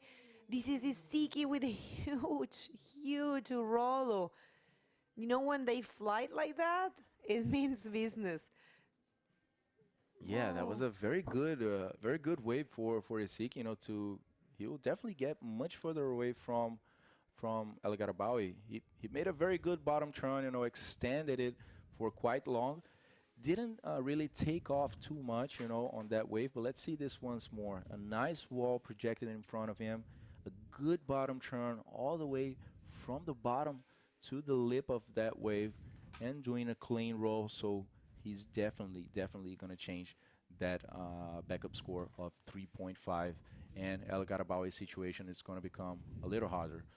He came out a 4.25. As I said, he didn't get too projected far up, didn't really take off on that wave as it looked like he was going to. But anyway, managed to increase a little bit, and El Garabawi right now needs a 4.16 to respond and get that first position. Yeah, like you said, I mean, at the beginning I thought he was flying like crazy, but then when we saw it again, it was, not that much, but definitely, nice score. And I have to say he's not comfortable there. A 4.16 for El Garabawi is a totally doable score. I'm sorry. So we'll see how that unfolds. Definitely, Bago. This wave for Isiki was a very good wave, as we have been seeing some left-handers opening like that. But with not as good of a maneuver, he managed to get a 4.25. So imagine El Garabawi that doesn't really have a backup score yet is looking for only a 4.15. So very big possibility of us seeing this situation change. But Isiki is indeed a little bit in front of El Garabawi, and if he manages to increase even more that backup score, then the situation starts to aggravate for El Garabawi. All right. Maybe it is a good moment to say hi and thanks to all of our sponsors. This event is brought to you by the unlimited efforts of the Royal Moroccan Surf and Bodyboard Federation. Thank you so much for trusting in us, trusting in bodyboarding, bringing the world tour to your amazing coastline. And thank you so much to Taghazout Bay for trusting again. Second year in a row that we have Taghazout Bay as a title sponsor. Thank you to the Regional Council of Sousmassa, the Wilaya Sousmassa, the Ministry of Sports, the Municipality of Agadir, the Municipality of Taghazout. Without you, this wouldn't be possible. And of course, our sponsors, Red Bull, Pride Bodyboards, Rip Curl, Radisson Blue. Thank you so much for letting us stay in your amazing hotel. And oh my Lord, we are enjoying your restaurant so much. And Tequila Hotels are also having a couple of the staff members there. And the Rio, thank you so much. I heard it's amazing as well. RDTR is a local tourism network. With their websites, visit ruralmorocco.com and visitmorocco.com. And the Regional Council of Tourism, visit their website, please, as well. It's visit agadir.com. Check that beauty. I wouldn't mind at all to be surfing a little bit. You know, because it looks super nice, this wave. I didn't surf here last year. I don't remember why. I think maybe because we had a lot of work. But yeah, I surfed in, oh, I didn't even surf in Anchor Point, actually. Oh my God. I surfed in front That's of the a shame. hotel. I was so busy. Wow, but this year is going to be different because my board just arrived. That's it. Let's see. Answer from El Garabawi, 4.16. That's what he is looking for.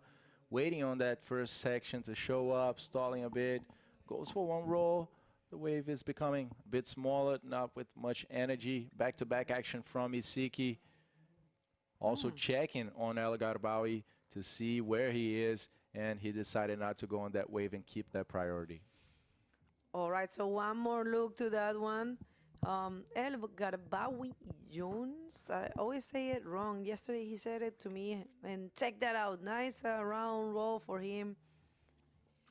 And yeah, just trying to get that 4.16, but this one, it was nothing for the heat leader. I don't see the 4.16 for El Garbawi. I think he has to do something bigger, especially after we have seen today in the previous heat, with, you know, Luca getting the possibility of working very well a wave. And so I think the judges already know the potential of the wave today. So yeah, finals day for the first ever Junior Man Rising Series event here at the 2025 Taghazout Bay Morocco Pro. And what a great run. We'll see how, I mean, if we get other Junior Man events throughout the year. People, the calendar for the Rising Series of the juniors is not closed. You guys, if you want to organize an event in this division or in junior woman division as well, and you want to do a Rising Series, put yourself in contact with us. We're gonna explain to you the different possibilities that you have. It's not over, it's not finished. The only calendar that is being closed because of obvious reasons is a professional, the prime series for the men and the women. Why? Because that's the way it is established. The professional athletes, they do need to know as the year starts their calendars, but in the case of the juniors, they have a little bit more of time. And if you want to organize a Rising Series event in your beach, in your country, it's possible. It's not a dream anymore. It's not it's not a utopia, you know. It's something that you can reach. It's way more accessible. We have a different type of, you know, events depending on the points.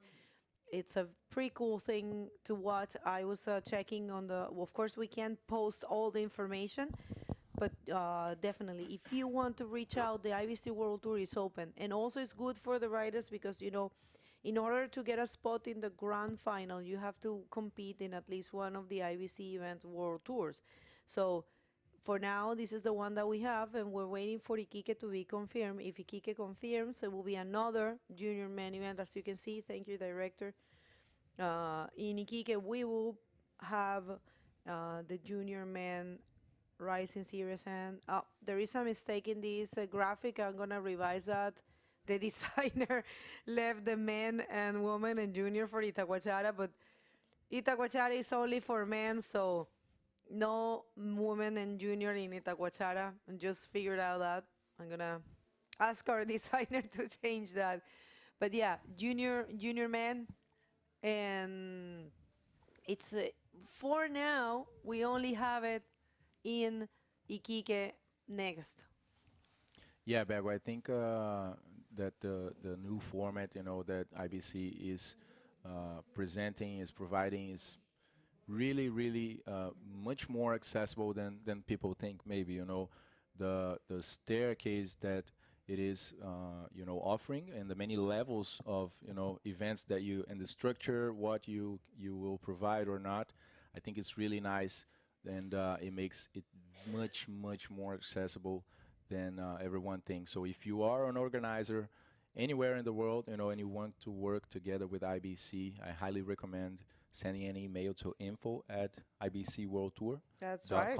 That's right. So yeah, and get some more intel on that, getting aware of what you need to do. It's not much to begin with, and there's a very good model of, you can increase and improve the event year after year.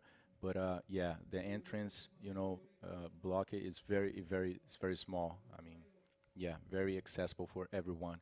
1 minute, and what El Garabawi got on that last wave with the roll was a 3.5, as you guys could compare with the last roll from Isiki Youssef on that left-hander where he did a very extended bottom turn.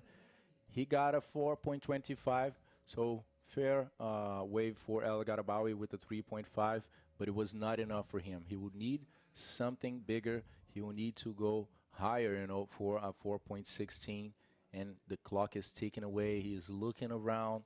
There's not much very close to El Garabawi. So by the way things are going, what we are seeing is that Isiki Youssef is securing his spot on the podium on the semifinal as the second Moroccan granting a spot on the podium. And that's it.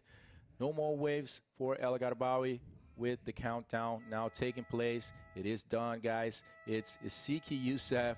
Super happy. You guys can see the fair play there. El Garabawi just clapping for Isiki. They're hugging each other. Super nice to see. Congratulations to both the riders. We're going to come back right after the commercial to see the last quarterfinal, so stay tuned.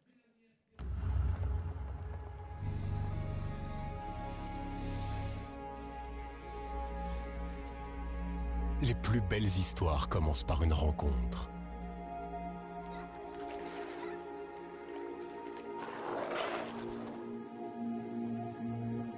Pour découvrir l'exception,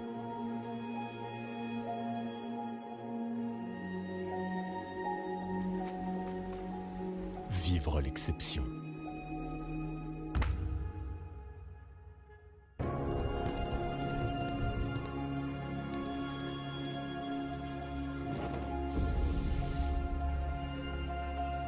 Faire le plein de sensations, d'émotions,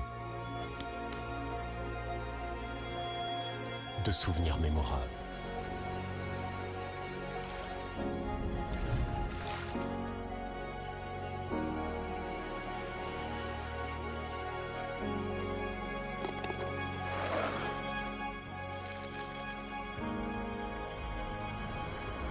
Taghazout Bay, meet, live, enjoy.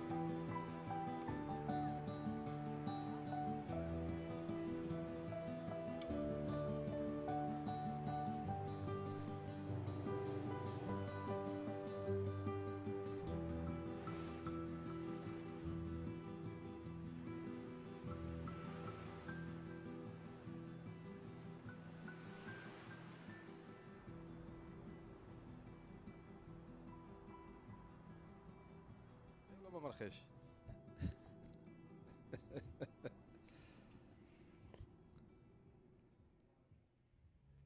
All right, people, we have a special guest. Welcome back to the finals day of the 2025 Taghazout Bay Morocco Pro. We're here with Mendy Soaf from Everyday Media. Thank you for being here. He is in charge. Welcome. Welcome. Thank you. Thank you. He is in charge of a very good, a huge group of athletes, and he also organized a European stage of bodyboarding here, and it was a super good event. So thank you for being here with us. We're gonna hit the water and introduce the last quarterfinals, and we will be talking together. So let's hit the water, director, please. And as you can see, last quarterfinals is the Canarian representing Spain, of course, Mauro Quesada and Agusul Abdelkarim from here from Morocco in yellow. So we'll see who's going to meet the last rider in the final. So tell us a little bit, how do you feel about your athletes competing here and the whole event? It's a very, very good feeling. I have all these young athletes. One of them actually is playing right now. It's Aguzul Abdelkarim. He's going to surprise a lot of people in the future. This is one of his first main heats. All right. He's very excited. He learned so many mistakes last year. He's a character. You guys will get to know him. So yeah, we're very excited to be here, and it's a nice day to be here. Yeah, the waves are better, They're you know. much better. Yeah, no wind, glassy. Look at this. It can't get any better. That's So right. for- I mean, size is enough, you know. You don't want too big, you don't want too small neither. Because here too big, it gets a huge current, you know, that push you, and the riders struggle a little bit to get out. So I think I agree with you. It's a great size for a finals day. All right, so Mauro Quesada, let's see, the first wave of this heat, is he gonna find something? It's aiming for a section and a very round and projected roll there for Mauro. He keeps going, and that'll be it. Mauro, he's the one that actually won the last ETB competition. He was the champion. Yeah, the one Yeah. you organized. Yeah. What do you think about that one? Oh, beautiful aero, beautiful, nice landing, very smooth. He's a very professional athlete. He is, and check Yeah. this out. Take us through this one. Let's see our nice back to back. That's the action we like, you know. Let me show you what I got. Yeah, and you did that? All right, so this is me. Very good, actually. Good projection, good Beautiful. extension, Yes, right? Yeah. It Because is. if you don't extend there, you'll peak. Yeah, That's, you will. Your nose could get stuck, right? Correct. So You you have to come dive. out. Yeah. Yeah, sweet. Good. What a good exchange. We'll see who's getting the best of it. Mauro got a 5.5, and we'll see if Agusul. We're waiting for the score for Agusul Abdelkarim, and we'll see how that goes. So depending on who gets a little bit more, it's a very tight. very tight, very super good. And it's about to drop, and I think Beautiful. it's going to be him. Yeah, yeah. 6.36. Yeah, it was a nice. What can you tell us about him? He's actually his uncle. He was one of the champions. So he grew up in a family that's the old bodyboarders. He's from Hidia, like old generation. His grandpa, and so he grew up in front of the ocean. He's a character. he's the funny guy out of the whole group. We love Really? having him. Yeah, he's very he's a very special guy. And what this competition is doing to him, it's huge. He's Big gonna- influence. Yeah, big influence. Like he changed from like 3 days ago to today.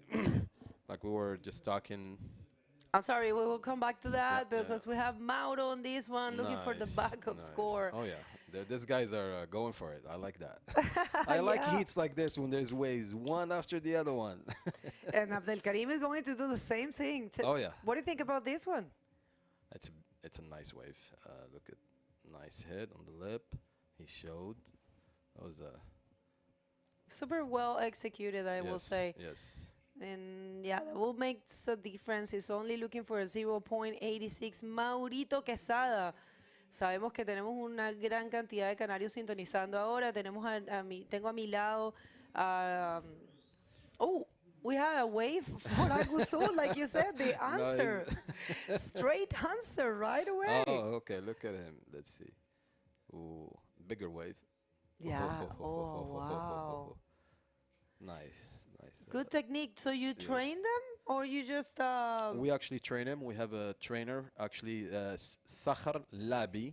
He's Sammy's Labi's father. Oh. Yes, it's a very crazy story yesterday. Well, that was a very good roll. You saw how he landed. Oh yeah. It's we have a trainer that he's given everything for these kids. Oh. All right, so we are in intense heat, people. If you haven't seen it, we're starting very hot, as some people say. It's on fire, I will say. What a heat. All right, let's just wait a little bit because I think someone's going to take a wave or maybe we can do the picture-in-picture. But yeah, it's safe to send it to the interview with Lucas and the winner of the last heat, so take it away.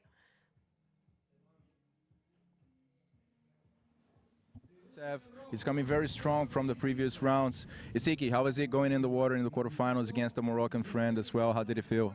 Yeah, it was good. It was so hard because it's been 10 minutes. I didn't catch any waves. My strategy was to do some in the first 10 minutes to do some basics maneuvers to improve my score. Then I will try to do some big maneuvers to take the risk. Yeah.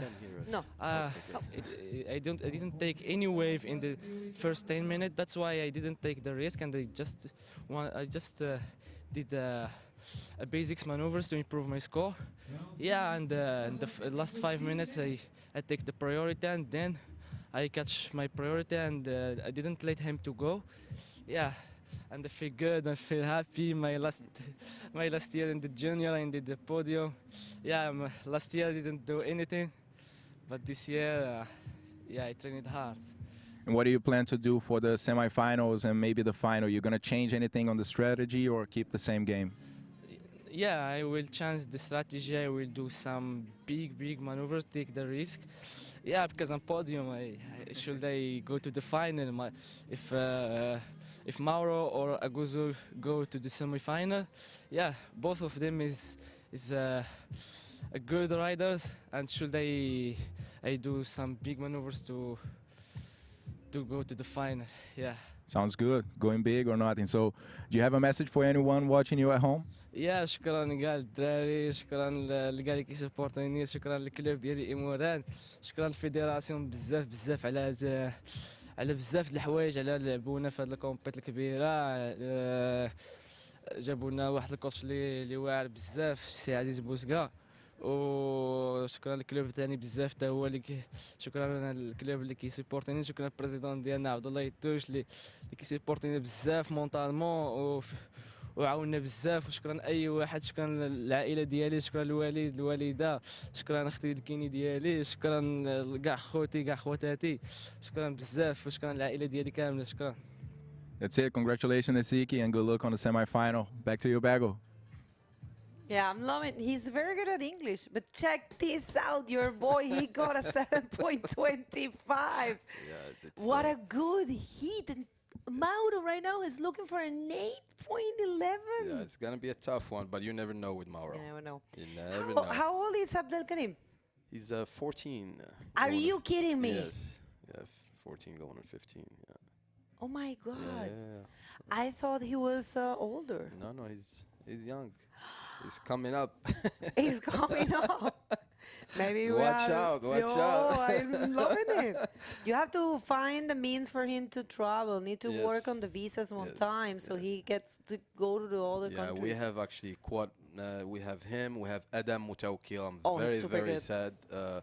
He was number 2 in the last ETB. ETB. and the kid was crying, and he almost made me cry. I think I did a little bit, but you know, we're strong. cried all the We don't time. want to show it. I cry all the time. Adam worked super hard. He didn't miss one training. Oh. He was ready for this heat. How old is he? 15. That's amazing, Yeah, huh? I How think young they are. Yeah. We have Sami Labi as well. He's a freak of nature. Yeah, Let's no, put it this Sam way. is super good. He's very Yesterday powerful. was unfortunate. Yeah, unfortunate. Yeah, like he got, the best wave. But this is It's what good makes for him him, stronger. Exactly. Yeah. This is what makes him stronger. This is what, you make an athlete. You have to go through these situations in life to make you better later on. For sure. So, It can be all easy, It can Exactly. be all there Yeah, because yeah. you get too spoiled and then you don't understand. And when you lose, it's even harder. yeah.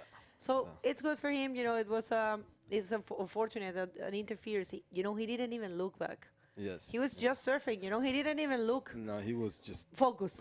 too focused. He was just all Closed. in, He wanted to actually explode. Like before he didn't want to go in. I said, no, you're the best. Just go in. So when he went in, I said, show them who you are. And he got an 8.5. The first wave, everybody was screaming out there. Unfortunate, but we'll teach him. We'll teach him a lesson to just keep moving forward. That's this is good. part of things in life. Right, and Mauro, you can tell Mauro is anxious. He's looking, very anxious, looking. It's normal. He's a great athlete as well, Mauro. He actually stayed with us in our club last year. Oh, Yeah, nice. We have a gym. He was training. He was very focused, guys. He was, No, definitely. The Canarians are very good. Mauro, I was talking about it yesterday, and his family supports him a lot. That's super important, the support of the family as well. Correct. And he is one of Amaury Laverne prodigies. Amaury also trained Maury, him. okay. Yeah, Nice. he trained him there in Canary Islands.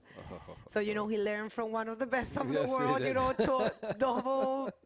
twice You have a world good champ. wave, and you have Maury, Yeah. so that's doesn't get better, I guess. And he has been next to him for so many years. They live closer. They live close to El Frontón area. Front on. So so he has been training. But the thing is that there's a point where the athletes has their own, I will say, path. You can have a good trainer and all the good background in your family and everything, but there's a point where he get independent from all that, and just shine for themselves. And that's the case of Mauro. He is right now shining for himself. Very good. I think Mauro is not training him anymore. And he, I think, got the training of Daniel Meana as well, another great bodyboarder from Gran Canaria. So, but now I think he's more of his own, and You can tell. yeah. Yeah, He said has- hello yeah, to him. he's He more had mature, huh? Way more mature than Than- just yeah. 4 months ago. Yeah. Yeah, Well, so that's it- what happened with these kids, Every month they're a different person. That's it. Estábamos hablando de que hoy en día Mauro se le ve como ya un poco más independiente, a pesar de que él ha tenido la formación de grandes atletas, grandes coaches, ¿no? Como Mauri, como Daniel, si no me equivoco, que el año pasado contaron que lo estaba formando. Él ahora ya se le ve como más independiente, como más él. Y es con lo que conversamos con Medi aquí, que los atletas jóvenes cambian prácticamente cada mes y hoy ya se le ve un semblante más de un hombre, ¿no? De un atleta más profesional. Eso es lo que podemos ver hoy en día en Mauri. Bueno, ahora el trabajo de Abdelkarim espectacular, dejándolo a él necesitando un 8-11, que no es imposible. Ha sido un hit muy bueno. Ayer Mauri igual puso grandes scores, así que lo puede lograr. Mauro, yesterday he had big scores, so he is capable. So this has been the best hit of the day in terms of equality of level, right? Exactly, and the waves, they have perfect waves. Just the heat before this, they weren't that lucky. Look at the sets, you have rights and left, so it doesn't get any better for these competitors. They're very lucky to have these conditions. That's And right. mentally makes a huge difference. Like you're there, you're comfortable, you can show your talent. And a lot of times, so many good athletes, they can't show their talent, but these guys, they have the right wave. My God, I just can't believe Gusul, it's 14 years of age. That's amazing. He has Yeah, a for bright 15, future. Yeah. What do you think about the effect of a World Tour event in your country? It's a huge, like the ETB made a huge difference. Abdel Karim in Ooh. the last competition, he did double intern for Oh, anti-finals. no. Yeah, so that tells you, like, and we coached them and talked to them, but he was not there. But that made a huge difference for him. Yeah. Tell him, look, and this, you know, you had so much chances to be up there, and you ruined it. You're For not listening. something You small, don't- right? Yeah. But now look where he is That's amazing. because of the, you know, all these nice competitions that you The guys. influence, yeah, right, of this. influence. Oh, big time. Big. They look forward to it. That's Of course. what, you know, that's They where train all the whole year for this. for this, exactly. For big events like this. So see, big, you know, all the work behind the scenes, Yeah. worth it. You Oh, know, yeah. you are. Look at this. I'm sorry, gonna get back to that idea. It's looking nice for Mauro. Goes for a huge backflip. Nice one. Oh. Oh, he Oh didn't my land God. it. Oh, that could nailed it for him. That could nailed for it sure, for right? sure. Oh yeah, that's an Oh. 8.5 for me. I'm not a judge, Yeah, but me I'll get neither. 8.5 or even a 9. Oh, that was so good. Unfortunately, Oh my Mauro estuvo súper cerca. Hizo lo que tenía que hacer. He did what he had to do, He you did know? it. Yes. He said, I have to go for something big, you know? You see the wave down there. It's kind of, you gotta know where to land because it pushes. tricky, and huh? Yeah, it's very tricky. Very tricky. Yeah, you're right. The So foamy if he section. pushed just a little bit more, he could land it. But it was super good to It was, see it, right? it was nice. He got us all excited. You know, I'm happy for both of them. It's, you know, the best win. I'm happy for Mauro anyone, because yeah. he's a good athlete, and the same for even if he's from my club. I'll be happy if any of them if they Ah, win. that's very nice So of you. It's all about the athletes. That's the right way to do things. So congratulations for having that point of view. Thank you. All right, so Mauro was close 4 minutes and 50 seconds, but I tell you what, he doesn't have the priority right now. And this is when we're going to see how Augusto learned about the rules, because sometimes it's good to keep your priority, you know, to kind of like, in a way, block the other competitor, but you have to be careful. You know, you can get penalty Yes. if you block the other competitor Correct. too much, right? We talked to him about that, like I said. I think yesterday he did it, right? He No, was chasing. He did. Was it Vicente? I think? Vicente, yeah, Vicente. He was like next to Vicente, and I was saying here. He was not blocking him, but he was next to him. Right. Like, you know, blocking him, you have to be literally like Yeah, but face still, to face. it was kind of like a harassment. You have to say him. He was Harassment. following, you know? I don't know what kind of harassment you're talking. Okay, keep. No, I'm joking, of course.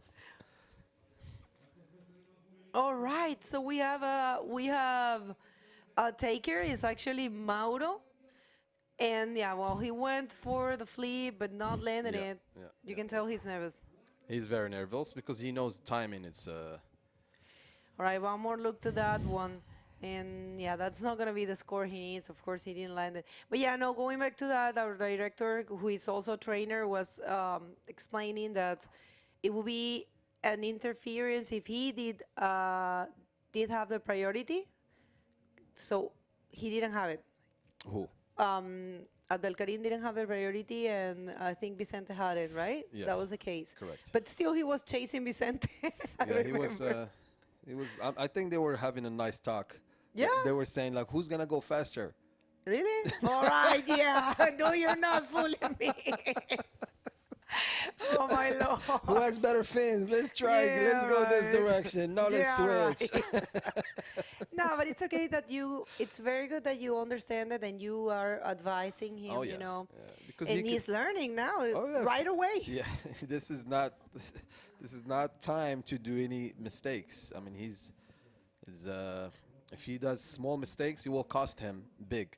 But if it does cost him, I still okay with it because right. that's how he's still early in his life. He's I mean, you know, come on, 14 years. Yeah, so it's this is what's gonna make him stronger. Every mistake he does will make him a better athlete down the road.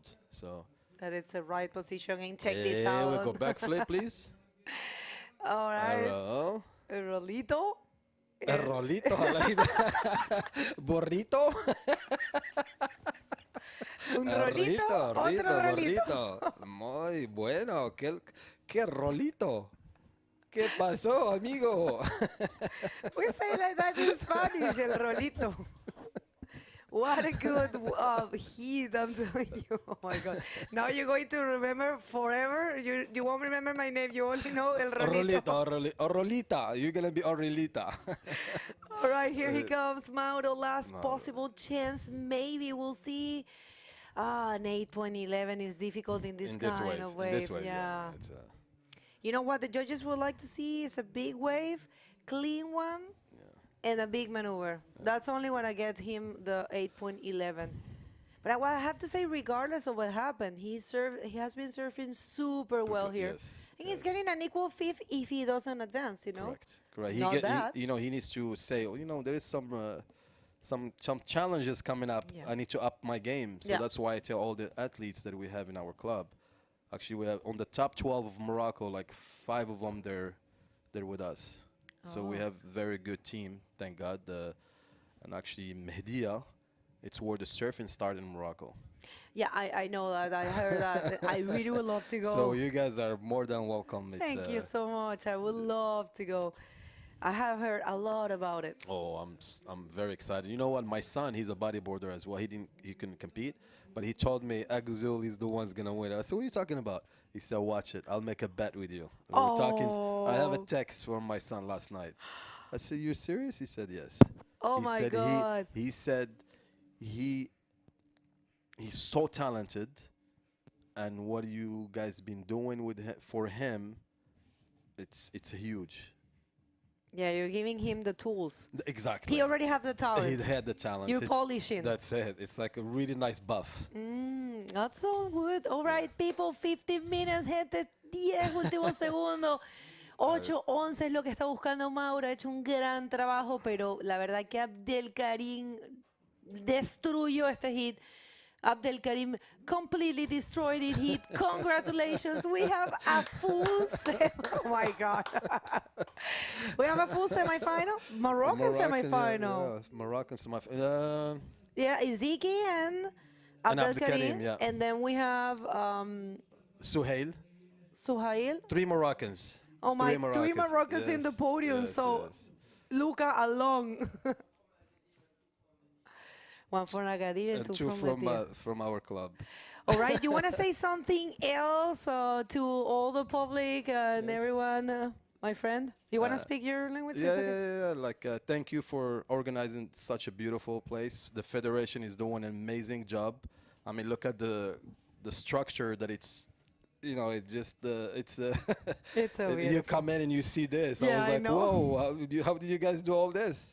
It happened. It's a lot of work behind the scene, like you said, that a lot of people don't know. Yeah. And it's you guys, the federation, are doing an amazing job.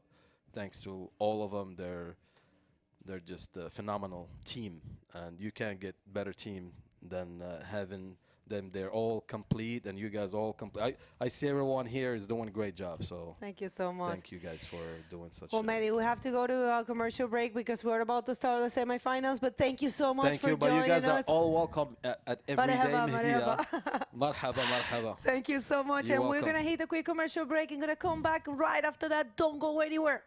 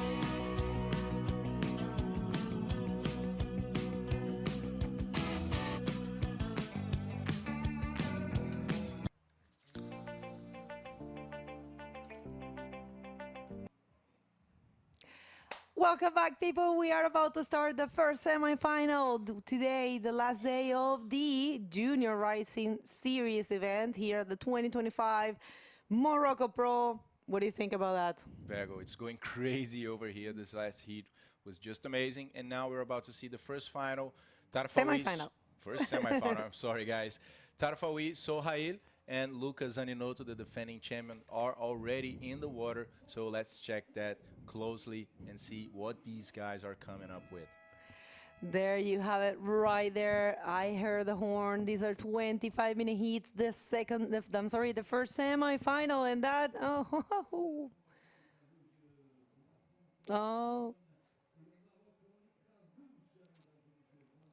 All right.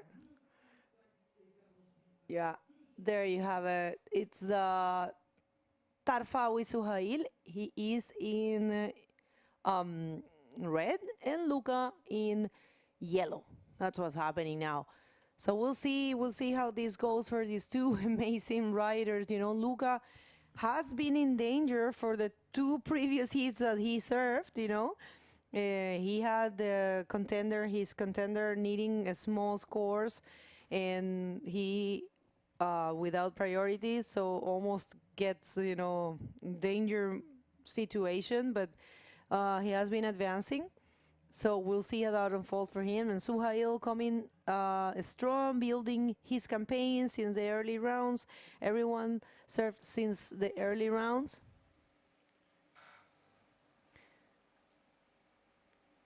All right. It's like we have to say right now, we have been mentioning, you know, how many Moroccans are present, you know, at this stage of the competition, but getting finally to the semifinals, we can easily say that Moroccan domination is taking place. You know, we have 3 Moroccans out of 4 athletes. Of course, Luca is there, you know, looking for his spot also on the final, still battling for his title, and of course, there's a possibility of him winning. But when it comes to the amount of athletes and the nationalities, it's crazy. 3 Moroccans out of 4 athletes. That's very nice to see how the seeds planted last year from the first edition of this event are flourishing, you know, and this year we can see these guys super motivated and with a high level of competition, Bego. I think so too. I mean, 31 athletes, 16 Moroccans. We're down to 3 Moroccans in the podium.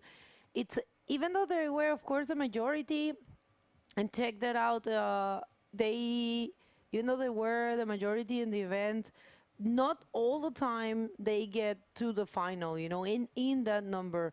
And especially, you know, the heat before with Mauro, that was super, super impressive. As you just saw in your screen, you had the road to the final right now. We are in the semifinal number 1, and we will have the semifinal number 2, a full Moroccan affair right there.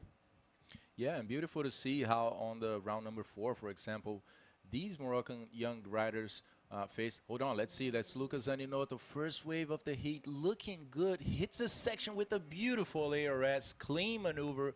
That's what we have been talking about, guys. Doing an expressive maneuver on the outside zone and then going all the way to the inside to complete that combination. That's a very good beginning of a heat for Luca. That's right, Lucas Zaninoto right here. He's done playing games, and check that out. Great. ARF, I will call them. And combined with the spin, of course, he always is super versatile, I say. He always wants to bring variety of maneuvers, always using every section. So it's going to be a great battle, I believe, between him and Suhail. Suhail, who has been really quiet as of yet, until now, I'm sorry. Haven't taken any wave as of yet. He is sitting, you know, trying to pick properly, because there are some gems, there are some very good waves to both left and right. So you have to be selective, but at the same time, you cannot wait too much because you're going to be left without scores. So it's part of the game, knowing how to apply strategy. And it's there, the first score, the first wave is an 8 for the defending champion of this event, Luca Zaninoto. So situation is that Tarfawi Suhail right now needs to get an 8.01, and of course, a two, combination of two waves that allows him that score. But, Luca hasn't taken the backup score. This is only starting. Yeah, Bago, that's a very strong start of a heat, especially for Lucas Zaninoto. And we have to mention that Tarfawi is coming from the first heat of the day where he qualified for the semifinals. And it was a pretty slow heat, where we weren't seeing the guys just finding those really good sections, not riding those set waves, kind of like Lucas Zaninoto did right now.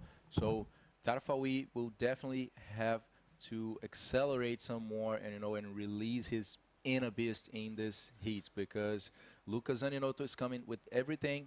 He already raised the bar on the very first wave, so that's not going to be an easy task.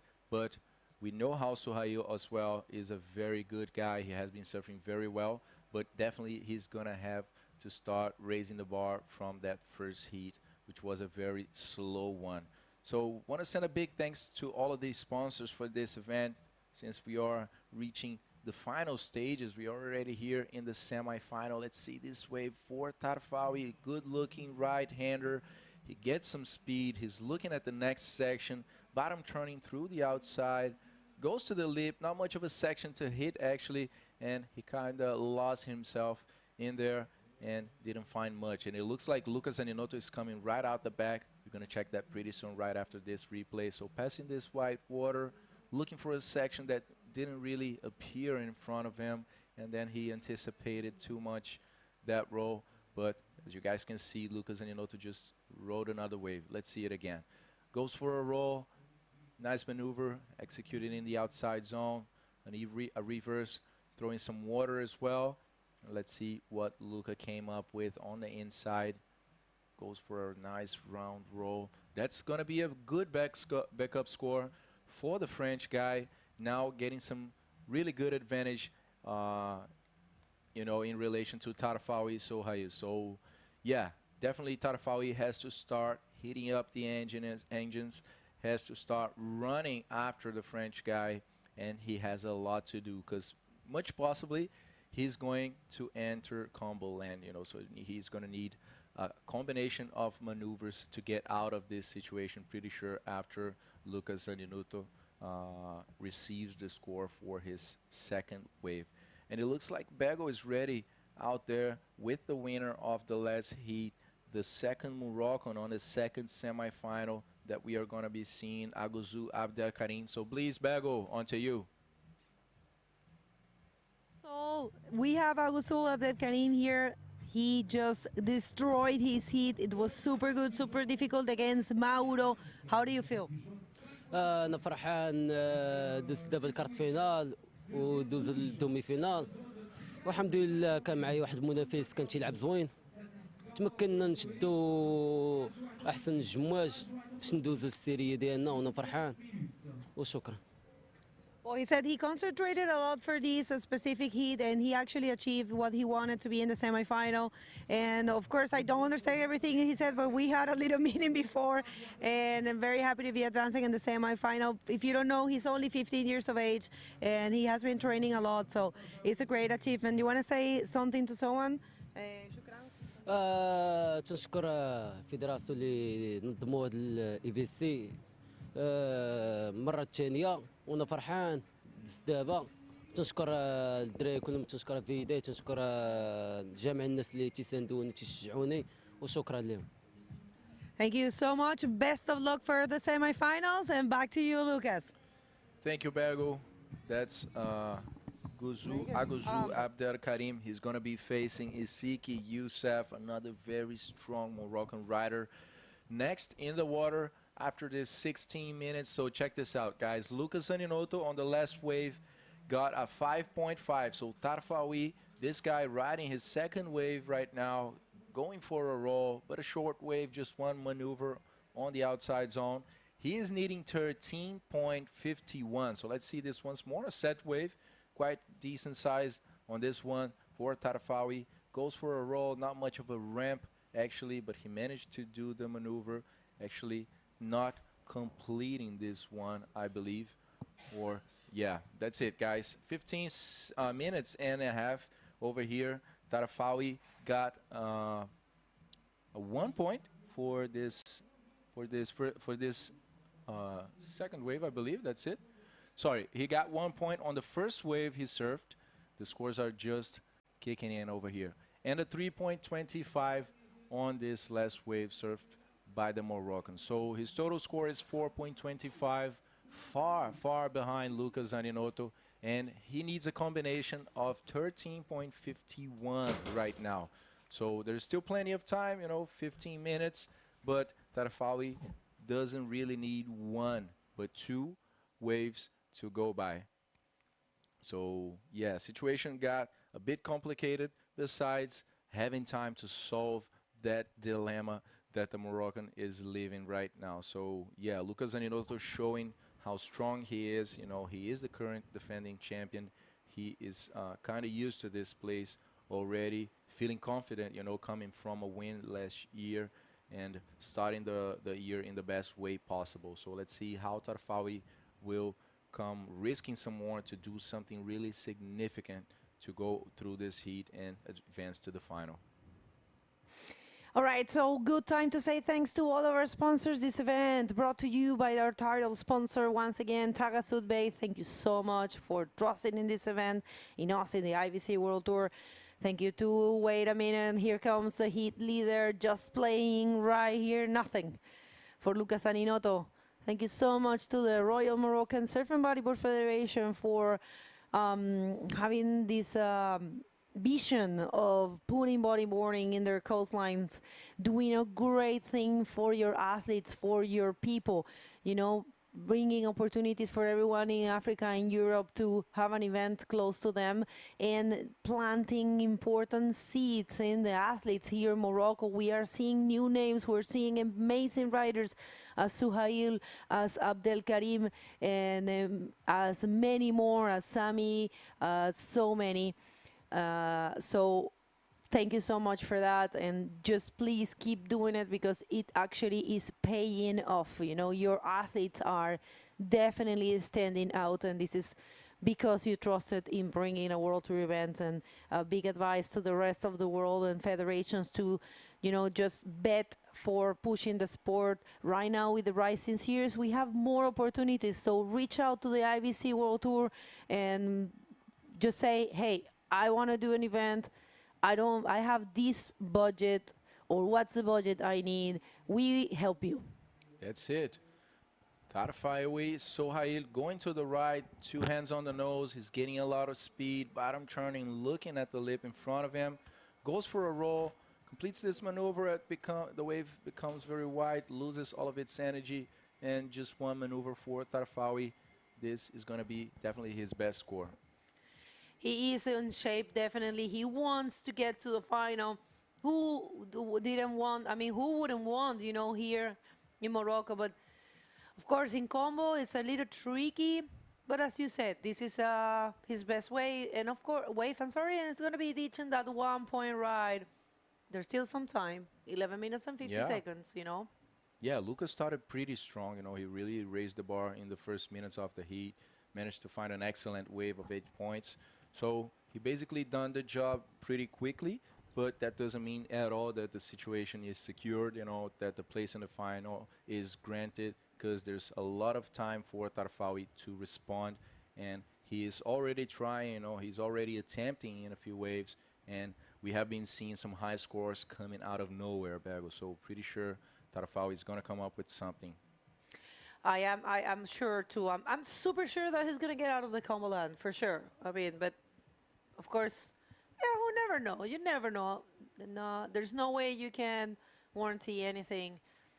So for now, we would like to continue with the just the shout outs and thanking all of our sponsors, the institution that we have involved. Yeah, the Regional Council of Sus Massa, the Wilaya Sus Massa, Ministry of Sports, the Municipality of Agadir, and also Taghazout. Thank you very much.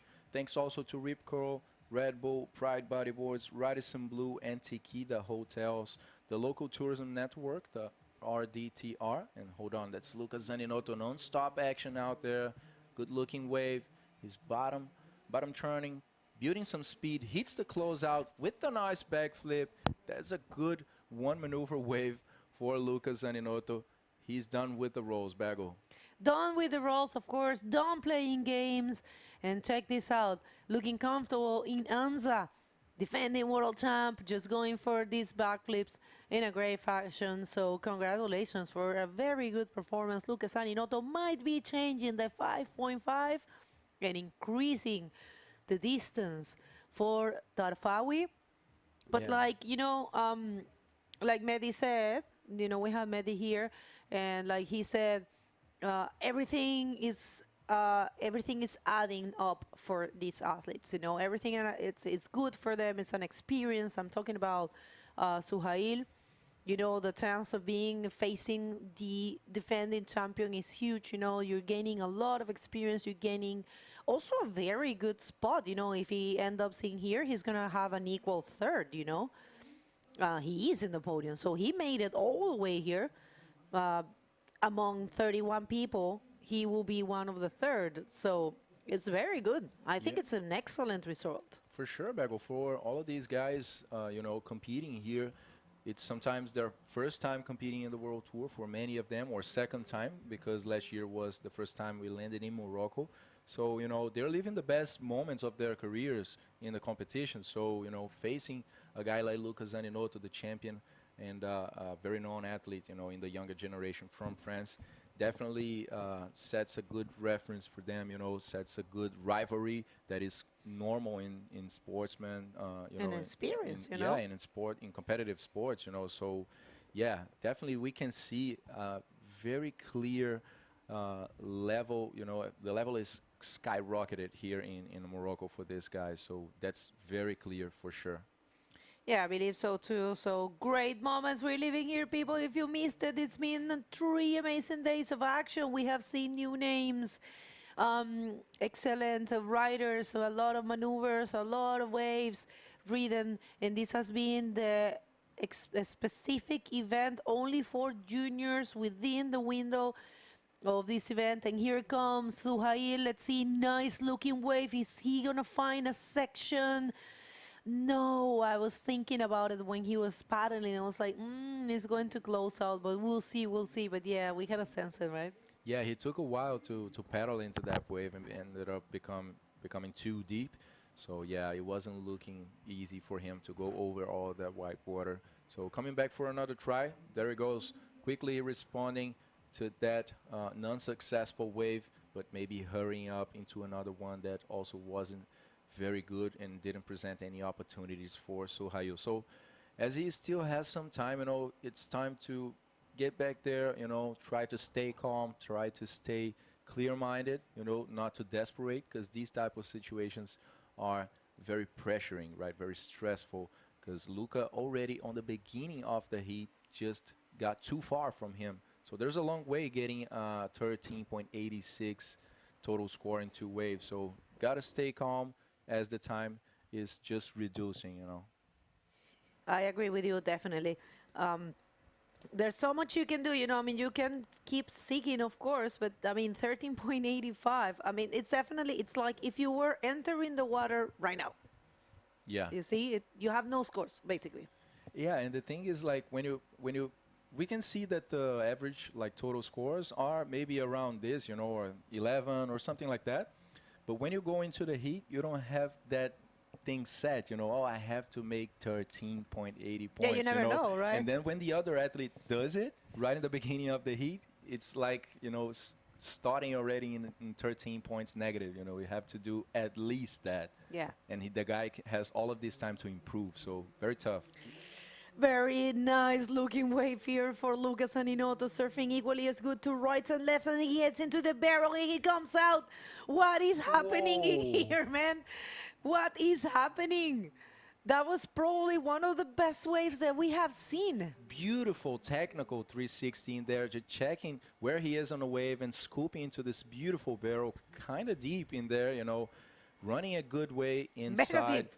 And there he goes, Bago. That's going to be a good backup score. Very technical riding by the young Lucas Zaninoto, just positioning himself perfectly in that wave, kind of stalling with that 360 and getting in the perfect position to run through that barrel. I'm getting so excited because the last semifinal was super exciting, and just seeing the first last quarterfinal was super exciting, and just watching what's happening right now with Luca Saninotto, who of course is going to be changing that 5.85 and increasing his lead. You know, is the first proper barrel, the barrel that we see throughout the whole event. That was a perfect reading for him. He knew exactly what to do. You know, he did that spin only to stall, to generate that, I would say, to pull the brakes, you know, in order to get that momentum to get into the barrel, and rode it perfectly, came out in the exact moment, you know, that he needed to come out. So definitely it was very well mastered by Luca Saninotto, and I think it's going to be, I think it's safe to call it, because he will be increasing his lead, and you know, Suhail will be still in combo and needing a huge score probably. I think so too, Bego. That I remember, I only saw 2 barrels, and they were Tiny, ridden by John Kriha, but they were much smaller. They didn't have enough speed. You know, it was like a stalling barrel, so it was not an express. More like a cover up, I remember. Yeah, it was a quick cover up, you know. But this one was a really solid one. Proper. You know, he ran. He was kind of deep in that barrel. You know, he had a good time in there. So yeah, that's I believe it's definitely gonna overcome that 5.85. Let's see how the judges will evaluate that, because it was the only, as you said, the only barrel, like solid one, ridden in the comp. But you know, I think it was a good leap of faith by Luca there. You know, just going inside on that left-hander, and yeah, definitely it'll pay off. And Tarfawi's life is going to become very tough with 3 minutes and a half. Definitely right now it's going to be very hard to deal with the pressure he's gonna be on. So yeah.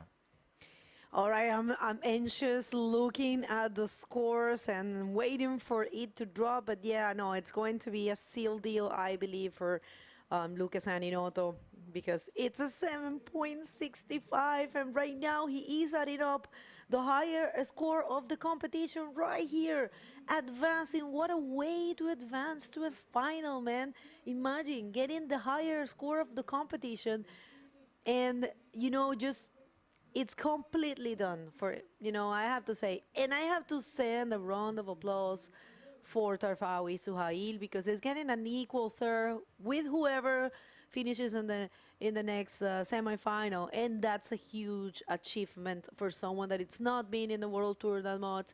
And I believe, if I'm not wrong, I believe it's his first time. Maybe Simo can help me on that one. But yeah, amazing results. Morocco will have 3 riders in the podium. That's massive, you know.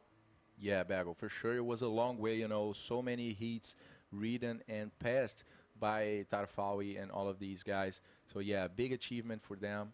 And yeah, tough to deal with this situation right now. I was interviewing Isiki right now, and he said that, you know, he tried to go for the basics on this quarterfinal. He didn't find too much waves. They were not so constant, you know. And I asked, are you going to stay with this game, or are you going to change the strategy for the semifinal? He said, no, I'm going all in. You know, I'm going to risk everything. And Luca is already in this mode, you know. These guys passed so many heats, and now finally getting to the semifinal, they know that just basic combinations won't take them to the first place, you know. So you can see Luca fully ripping this heat, just risking those maneuvers, you know, just going for the flips and the ARSs and getting the highest score of the competition so far. That's beautiful to see.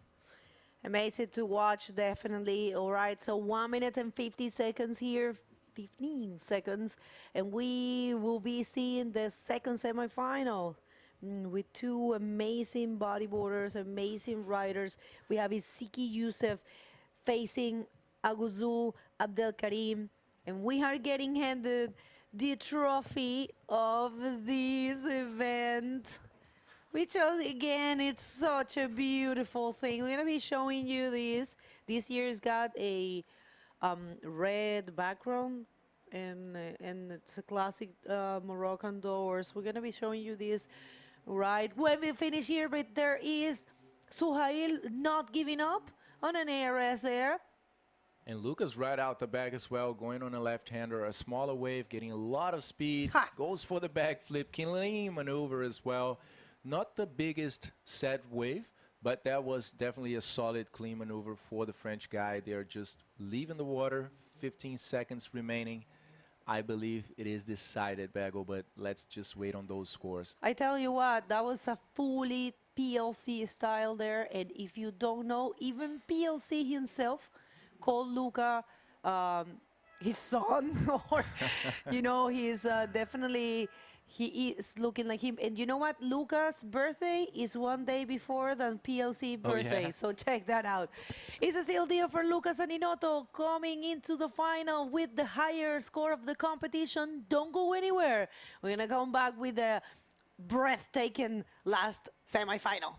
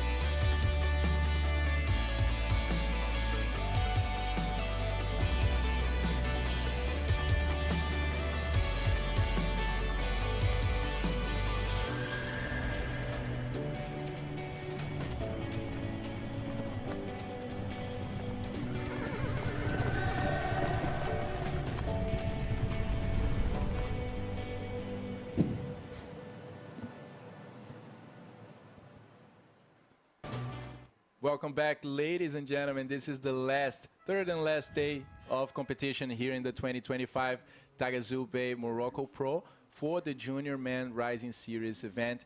And this is getting close to being delivered to the champion. Right now, we already saw Lucas Aninotto classifying to the big final, and we are going to the second semifinal. What do you think of this, Bago? It is so beautiful. Check this out. The red background, for me, it's very, very nice. It's the same as last year, but, you know, the different background, super nice. Thank you so much. We're going to hit the water. Second semifinal, fully Moroccan affair. Let's see. Who do we have there, Lucas? We have Isiki Youssef and Aguzu Abdel Karim. I mean, these two guys are just exceptional. They have been taking high scores since the beginning of the day. And check this out. Isiki already starting strong. He said he was going to send it. He was not holding back at all. And check this wave, just ramping up in front of him. And he goes for a backflip, completes it cleanly, and claims that. So the things are heating up over here, people. And with 1 minute already into this heat, Isiki is just starting to come very strong, you know. No, I mean, I knew this was going to be a very impressive heat, I'm sorry. So 1 minute has gone, and he took the first wave, and check that out. He completely destroyed this one. What a great line, you know. He's also done playing games. He's done with the rolls and goes straight for the flips. He said it. He said it, right? So he's making it, just following his word. I believe this guy, you know. It's a, you know, it's a tendency for the riders, and I think it's the proper thing to do. You know, in competition, you have to secure your spot and go for the basics. And speaking of, we're gonna have some surf this afternoon, Lucas. My board has arrived, so I'm gonna pick it up in the airport and I'm coming back to surf. And check this out, Pego. 9 points for Ezeki Youssef. Makes sense. That was a very strong wave, you know, a set wave. He made a long way over there with extended bottom turn, and the maneuver was completely clean. So, you know, after watching the last heat, these guys are sure that they have to go crazy in the water, you know.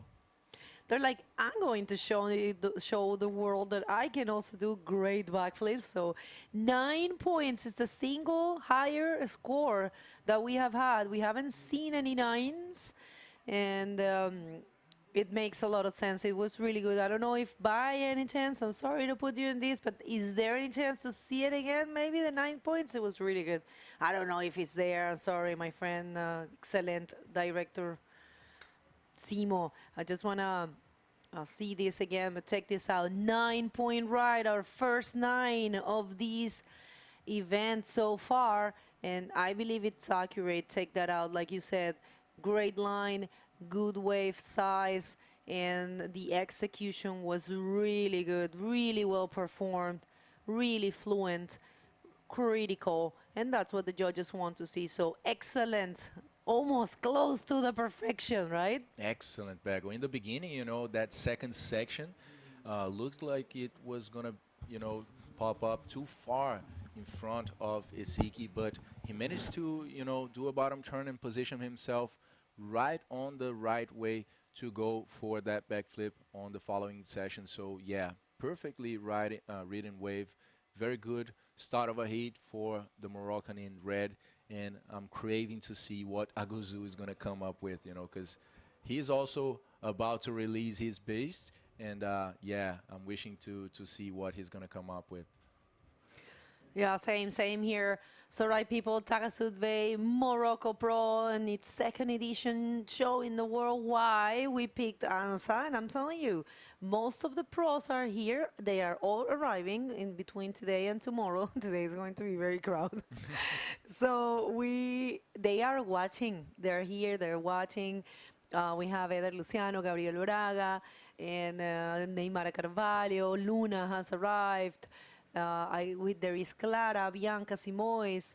All of them are here, and I'm pretty sure today a lot of them will be arriving. So they're watching, they're assessing everything, and it's great to have the opportunity, you know, of having this pre-event, you know, for them to understand what's going on and see what the athletes do.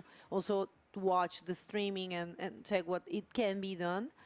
And yeah, conditions for this event are going to be very good for the Prime Series, the first Prime Series event for the women and the men, who, for you to know, starts on the 5th. We will have a free day tomorrow. This event was established to be between the 1st and the 3rd. We run every day, and we have the 4th. Nothing's happening on the 4th. I mean, registrations and all that is happening tomorrow, but it's a free day, and we are very likely to start on the 5th with the professional. We're going to throw it to Lucas and Luca for the interview, so go ahead, Lucas.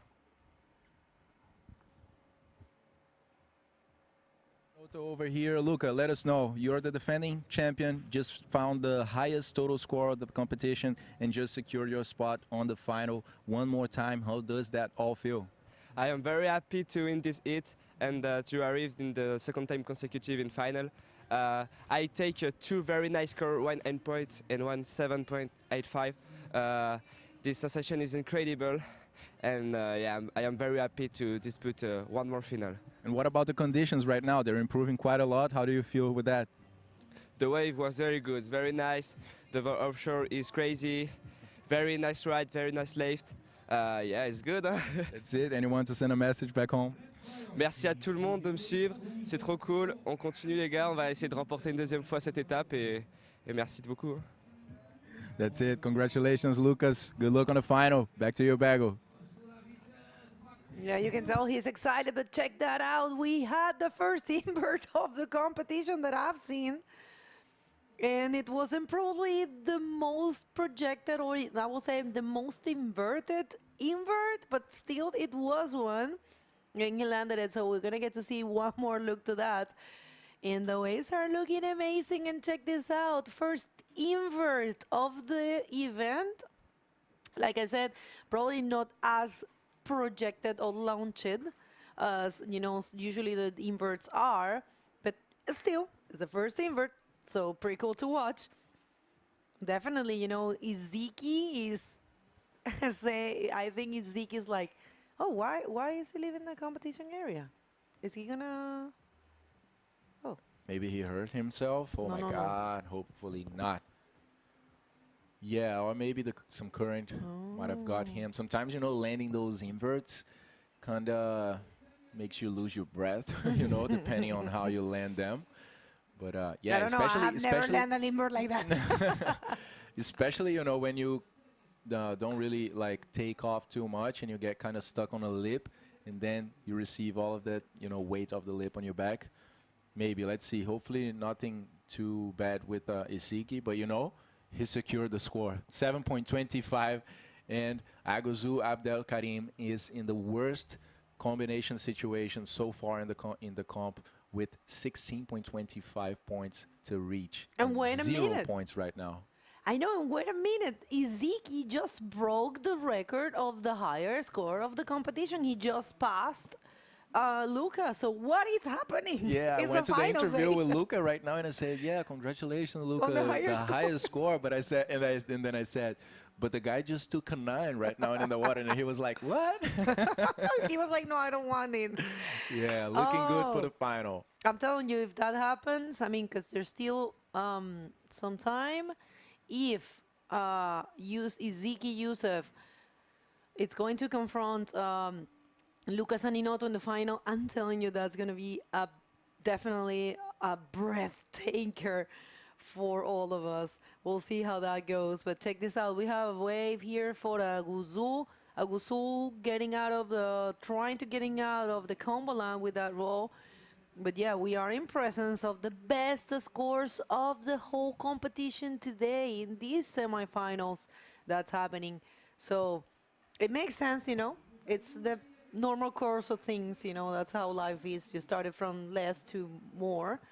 And also the conditions are helping, right? Oh, We're yeah. seeing some, especially those left-handers, they are really providing a good wall, a big ramp, and the guys are taking advantage of that. As Lucas said in the interview, the conditions are improving and they are noticing it quickly, because sometimes, like yesterday, the conditions started changing and then the guys take sometimes 1-2 heats to start, making good use of it. But in this case, these guys are fully on, and I'm pretty sure that on the final, we are going to see some big sections being hit on that left-hander bagel. I'm super sure of it as well. And because, both of these riders have been surfing really good the left, although both of them, I'm talking about Iziki and Luca, they're very good. They're equally as talented to left and to right. They have shown their skills, and I'm telling you, it's going to be a great battle if it happens. We still have 40 minutes and 20 seconds. This is semifinal number 2, and in the water, Iziki Youssef and Aguzu Abdel Karim just making Morocco proud, bringing their names to the charts of the IBC World Tour. And thank you so much to the Royal Moroccan Surf and Bodyboard Federation for trusting in this event, for seeing that these kind of events are actually bringing a very positive effect in the sport in your country. And I definitely we encourage you to bring these events to your countries. It's not that hard anymore. I cannot stop saying it.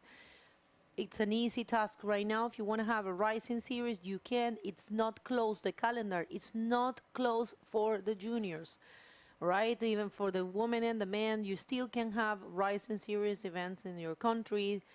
And you don't have to spend that much. You don't have to have this streaming. You don't have to have all the professional staff. Of course, you will have to have certified judges, and that's going to be certified by the technical team, the IBC technical director. Well, check that out. I think Ziki got caught in the current and he left the competition area to go to enter the water and use that current to get out. Yeah, I think that wave took him too far to the right side of our screen, you know, to the middle of the beach. And definitely there are some stronger currents in there. You can see the area where he is paddling right now. It doesn't have any strong currents.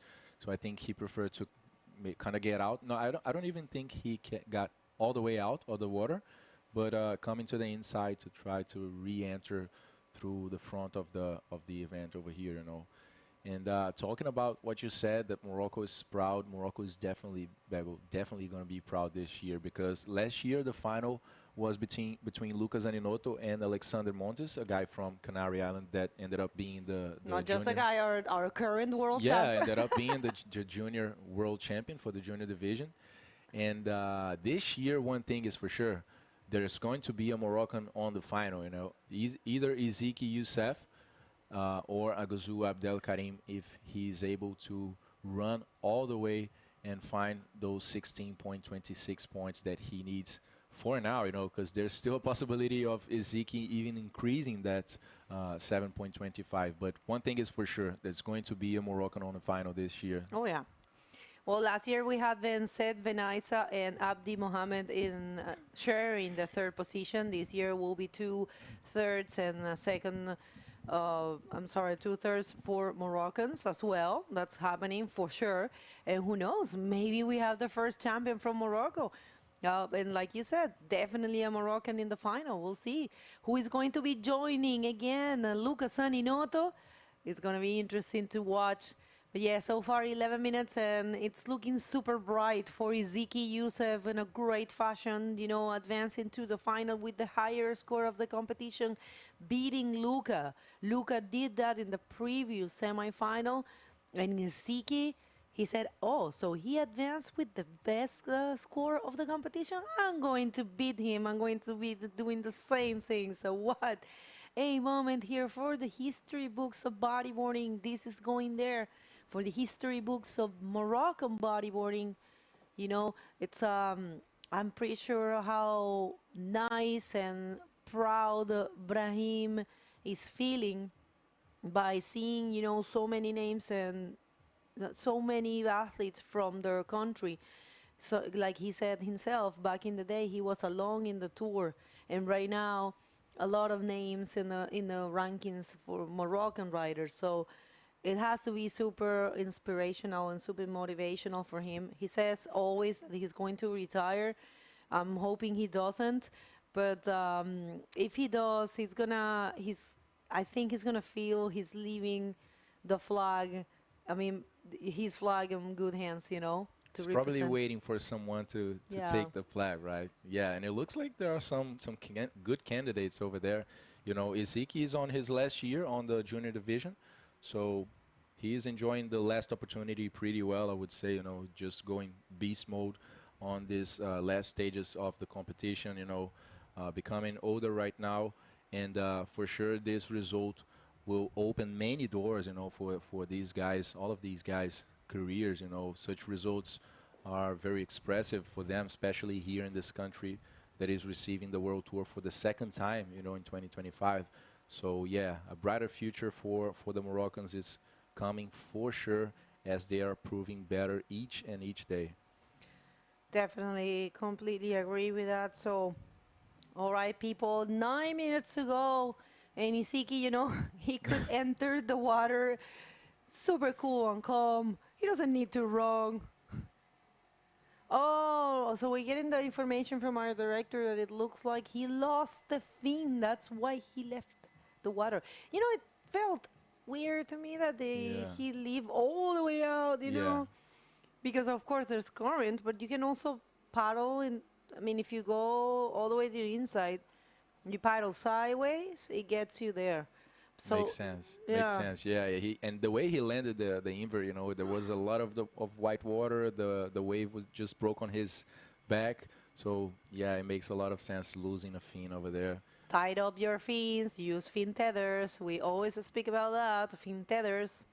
You don't. So some people, it's a little proud to use those things. There are some people that tells me, I don't like to use any accessories. I like to go to the beach and like just put my fins and go fast there. And I'm like, I understand.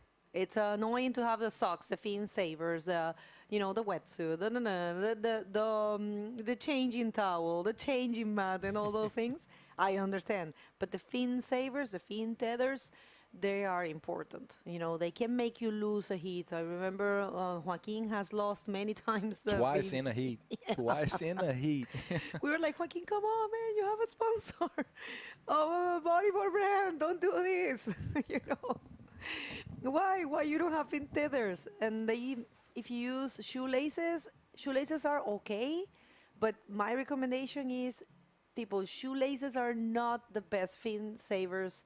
The best fin savers are the one that goes in the heel. Yeah, They're called definitely. heel savers. They avoid the fins from coming out, actually. And It's the only ones. And the other one, the shoelaces, they actually don't avoid, but once the fin is out, it actually pulls you down. So that's kind of dangerous as well if there's a big condition and you have two fins pulling you down. But yeah, it's a very, very personal thing, right? Some people want to use some accessories, socks and stuff, and some other don't even use the leash, like. I use everything there is.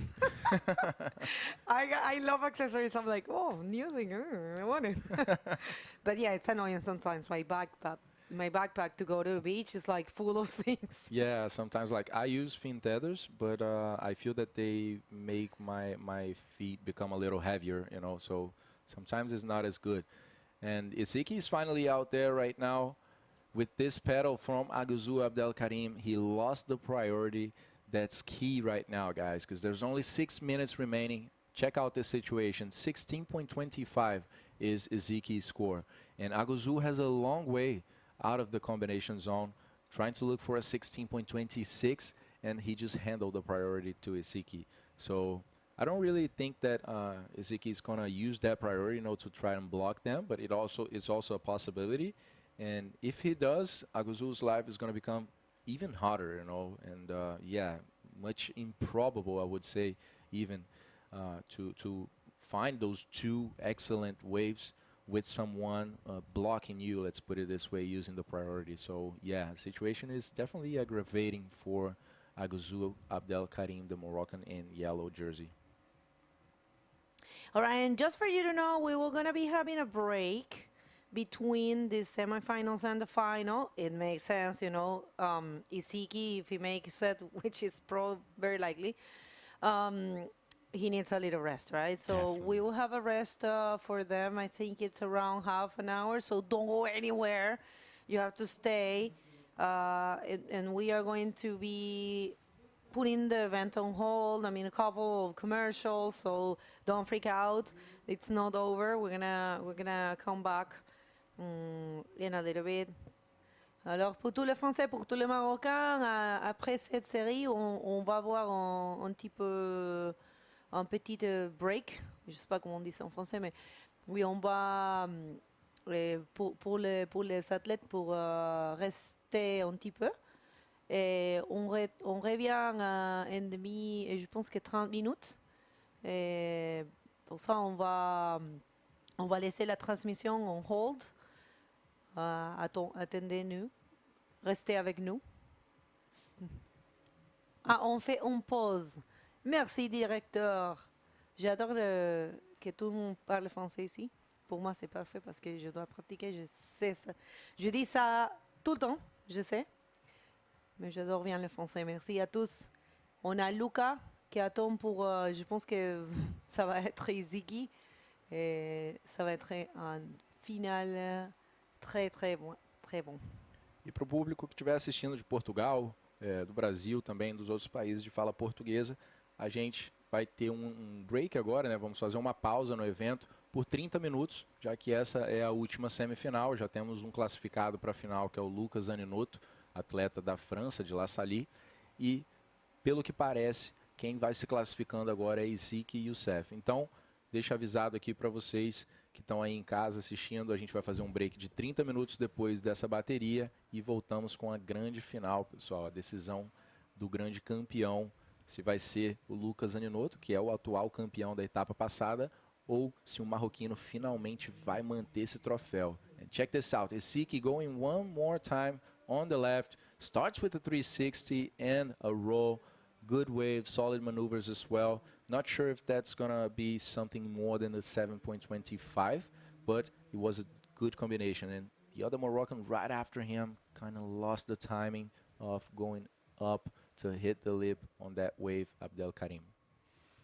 I mean, you know, it's just a matter of having fun, I believe. Here's the replay. This last wave of Iziki, I don't see any changes or any improvements there. Agusu is just trying to save the honor, like we say all the time, to get out of the combo situation, but it's okay. It doesn't matter. He has done amazing. If he stays in this, well, this was the last wave, and for sure that's not going to be any changes for Iziki, although it was a very good wave, but I don't see more. And Agusul Abdel Karim, 15 years of age, I have to tell you, you did amazing. You made the podium. You're going to have an equal third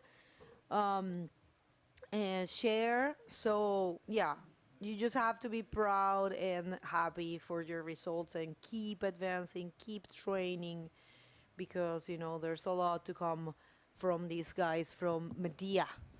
Yeah, Bego, even the first, you know, you have to be, of course, proud of your result, but even the first guy, you know, even the champion can never settle, you know, because next year he's going to come and there's going to be the pressure of winning again, you know. At least people will expect you to win, you know.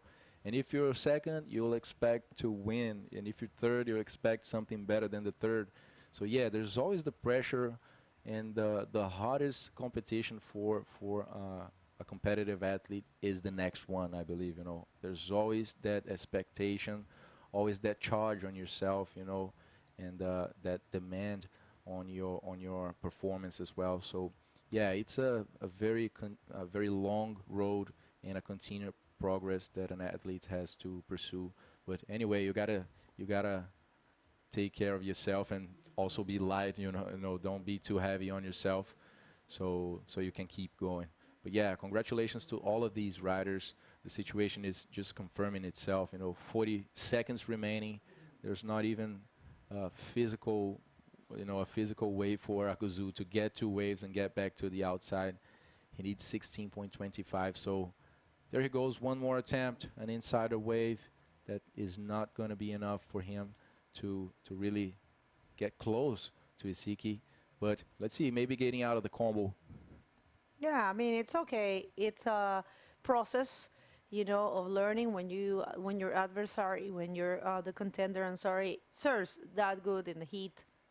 There's so much you can do, you know. It's just a matter of, all right, it's a fair win, a complete fair win. Oh, check this out. A jet ski. Woohoo!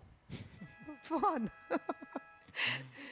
All right, so it's a sealed deal. We have our final established. It's Lucas Aninotto facing Iziki Youssef. And it's going to be definitely a cracker of a final. Don't go anywhere, people. For you to know, we're going to have a break of 30 minutes, 30 minutes post Magno pour le finaliste. Se préparer. Restez avec nous. Stay with us. We are going to a commercial break and we're going to come back for the great final of the Rising Series Junior Man Division right after this.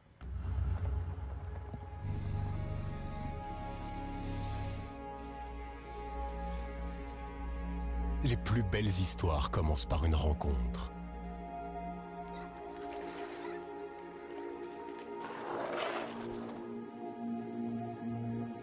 Pour découvrir l'exception,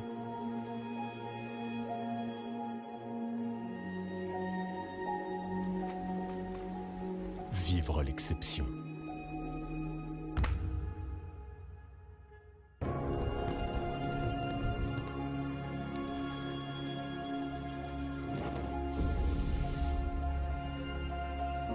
Faire le plein de sensations, d'émotions, de souvenirs mémorables.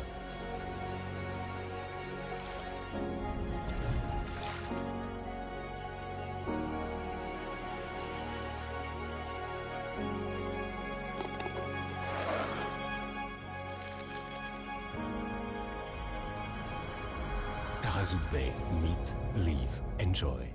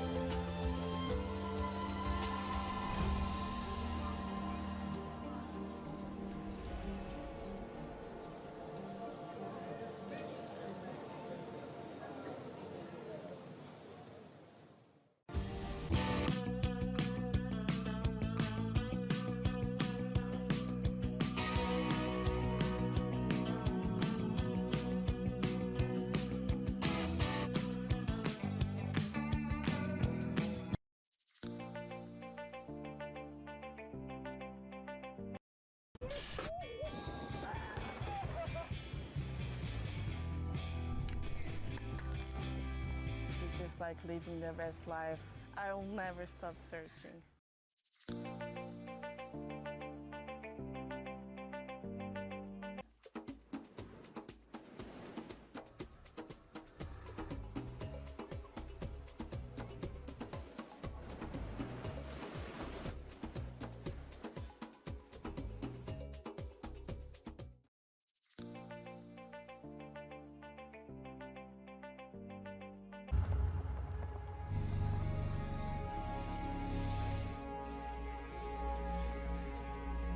Les plus belles histoires commencent par une rencontre.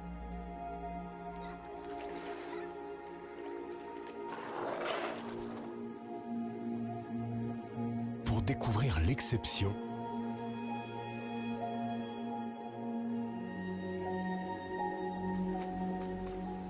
vivre l'exception.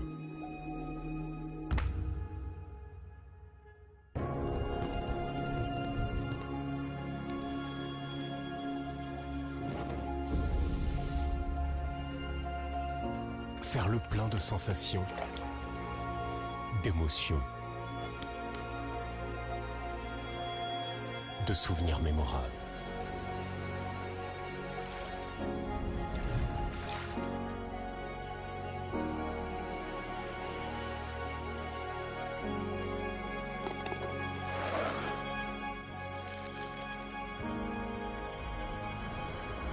Taghazout Bay, meet, live, enjoy.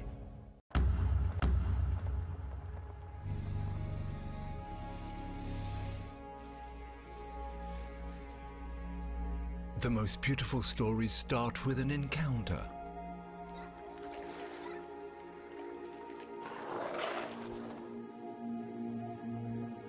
For discovering the exception,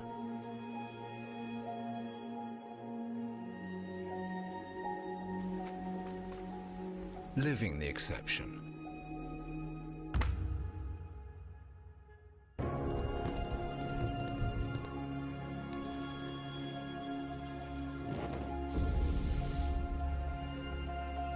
Fill up on sensations, emotions, memorable memories.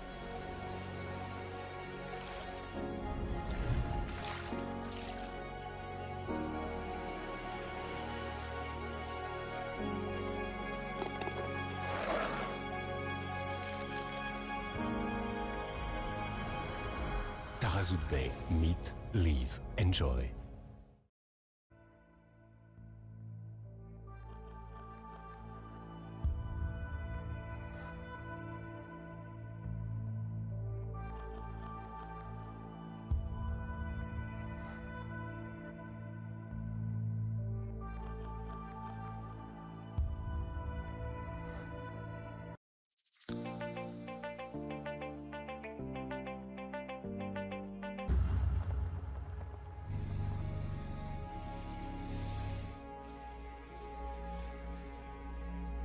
The most beautiful stories start with an encounter.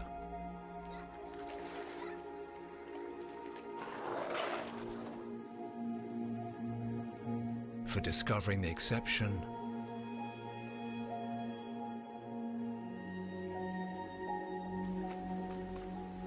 living the exception.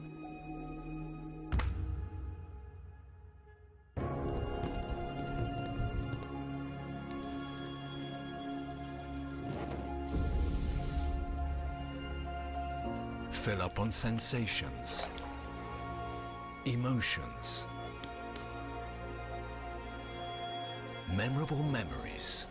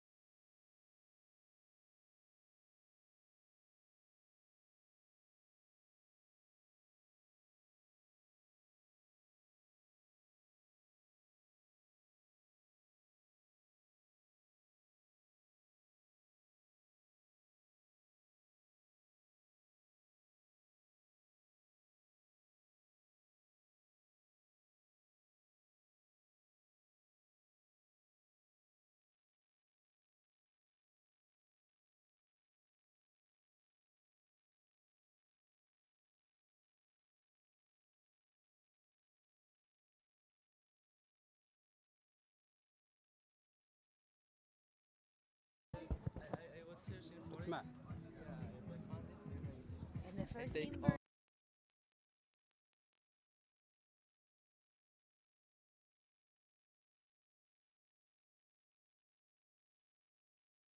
All right, people, we're here with Iziki Youssef, who actually made his way to the final, but not in a normal way.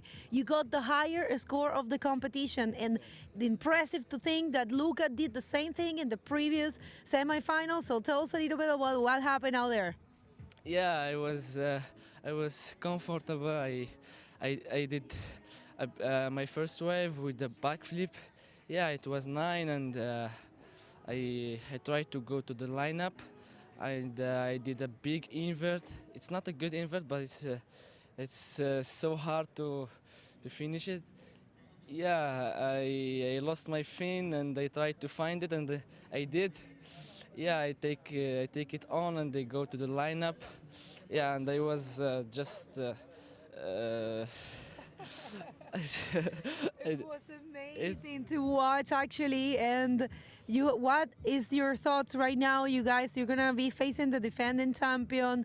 Did you ever thought when you were coming to this competition that you were going to be in the final with Luca? Yeah, I was trained hard.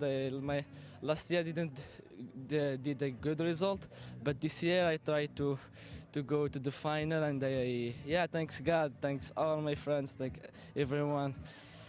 Yeah, it's so I can't say anything.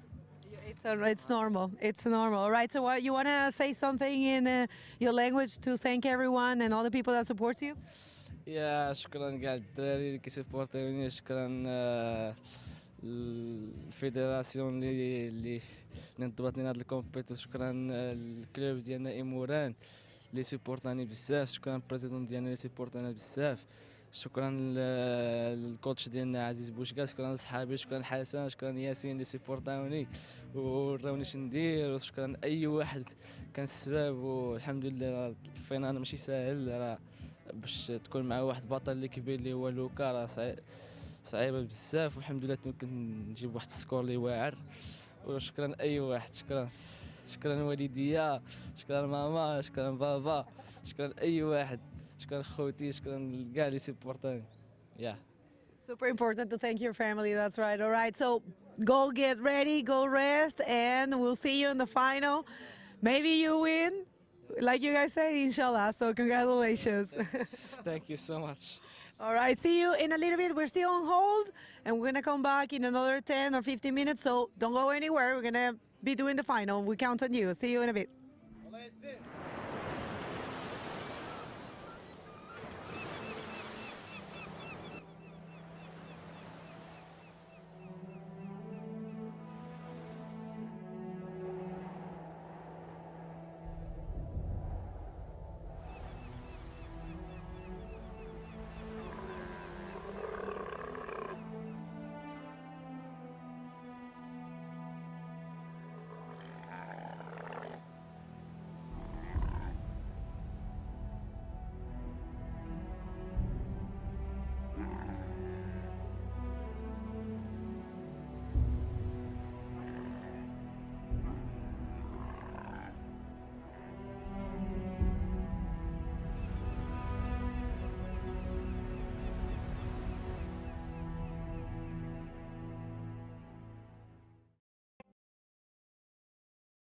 What does it mean to live the search? Oh, well,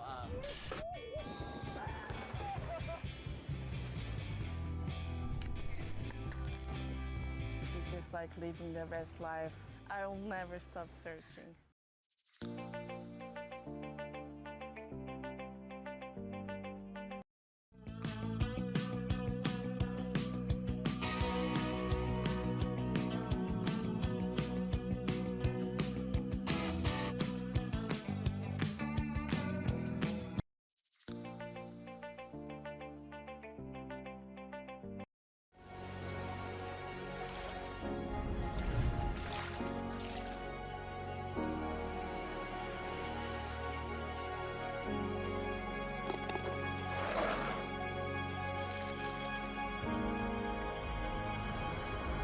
Taghazout Bay. Meet, leave, enjoy.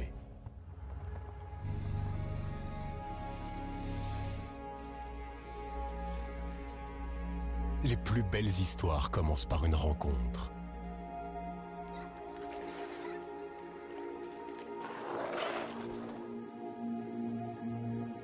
Pour découvrir l'exception,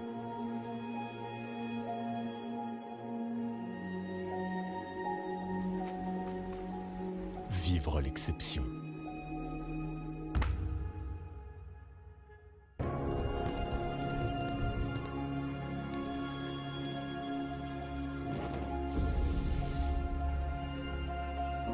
Faire le plein de sensations, d'émotions, de souvenirs mémorables.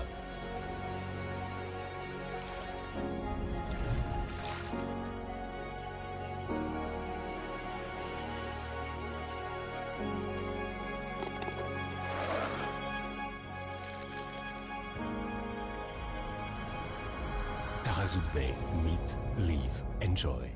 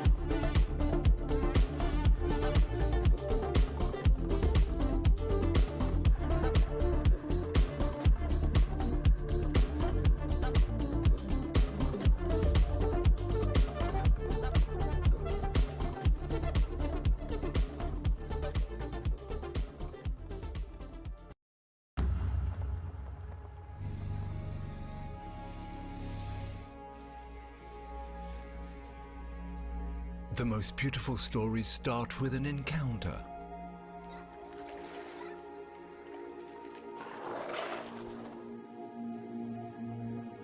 For discovering the exception,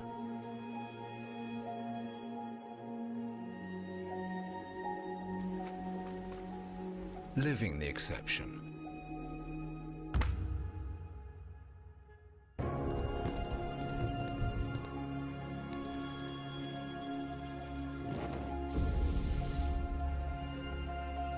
Fill up on sensations, emotions, memorable memories.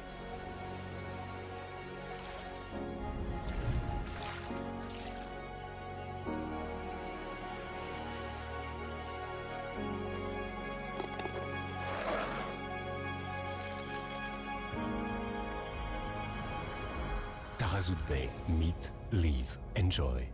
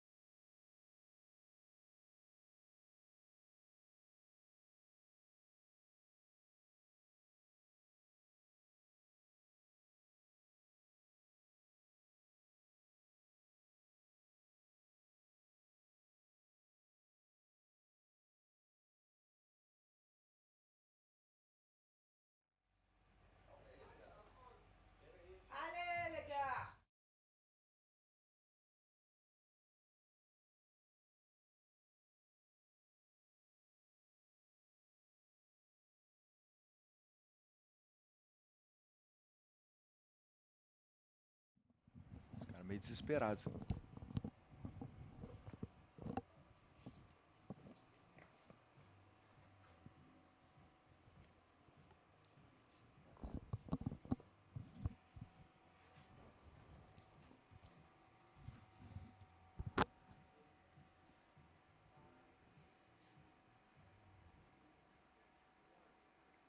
All right, people, we are ready to hand this baby to whoever takes this final. Remember, we are about to start the great final for the Junior Men Rising Series. It's going to be in a couple of minutes, and this is the great trophy. I'm trying to bend it. There you have it. It's a beautiful trophy with the classic Moroccan doors, and you know all the designs are, of course, identify Morocco. So beautiful trophy is going to be handed today. We're going to be seeing now the final. No one else than Luca Saninotto once again in the final facing Iziki Youssef. Yeah, it's going to be amazing for sure, Bagel. We have been seeing so many good riders throughout these 3 days, right?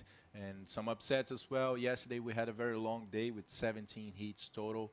And then to the final point, we see Luca and Iziki that we have to say they deserved so well. You know, 9-point ride by Iziki on the last heat, 8.5 by Luca, super high scores. They really raised the bar, you know, and pushed the limits. So I'm craving to see this heat right now. Same here. Let's hit the water, director, and we can introduce the color of the rash guards, of course, of the riders, and speak about a little bit about the conditions.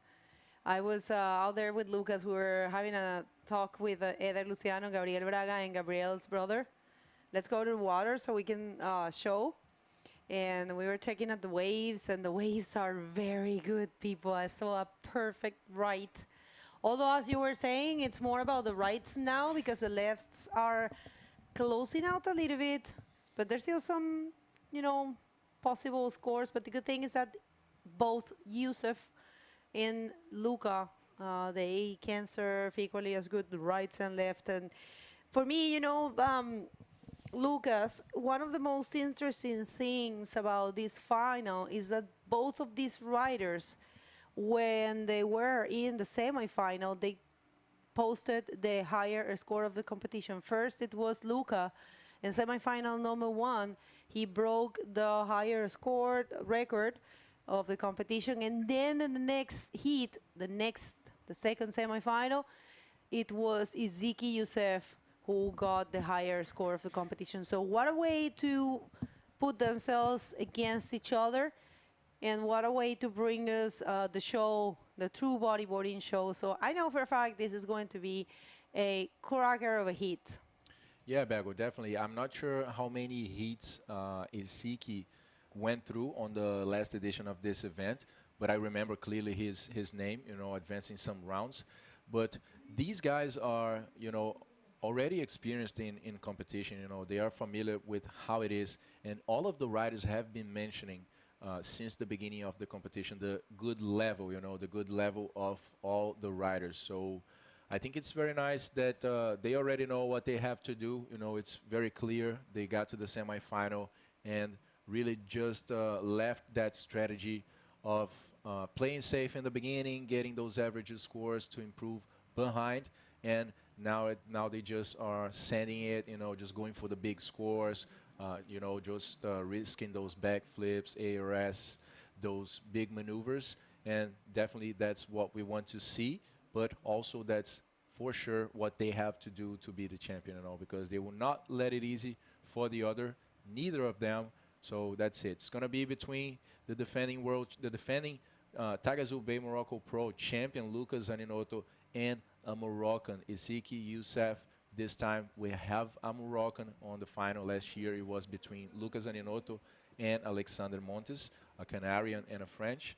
And this year the Moroccans are showing such improvement, and we are seeing Iziki here representing his country, his home country, on the final of the Taghazout Bay Morocco Pro 2025.